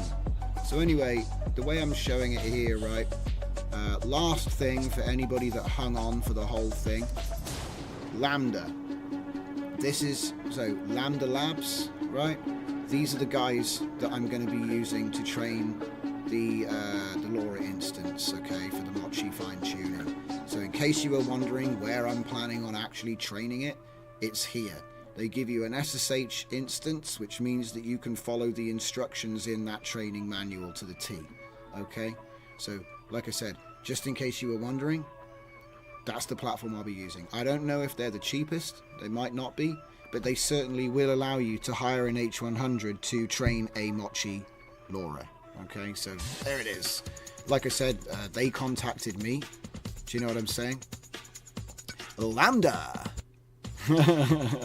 That's it. They're not paying me or anything to say anything like that, okay? It's not like that. But the Mochi team reached out and said, hey, would you like to take a look at the LoRa training script? And I was like, hell yeah, I'd love to do like a tutorial on it if possible. And they were like, cool, here's the script and you can use Lambda Labs. So I was like, okay, I haven't got one finished yet, so I've got nothing to show. But, you know, hopefully coming soon, we'll see. Depends, because, you know, it's all about time, isn't it? But that's it. That is it. I'm out of here. Thank you for watching, and I'll see you next time.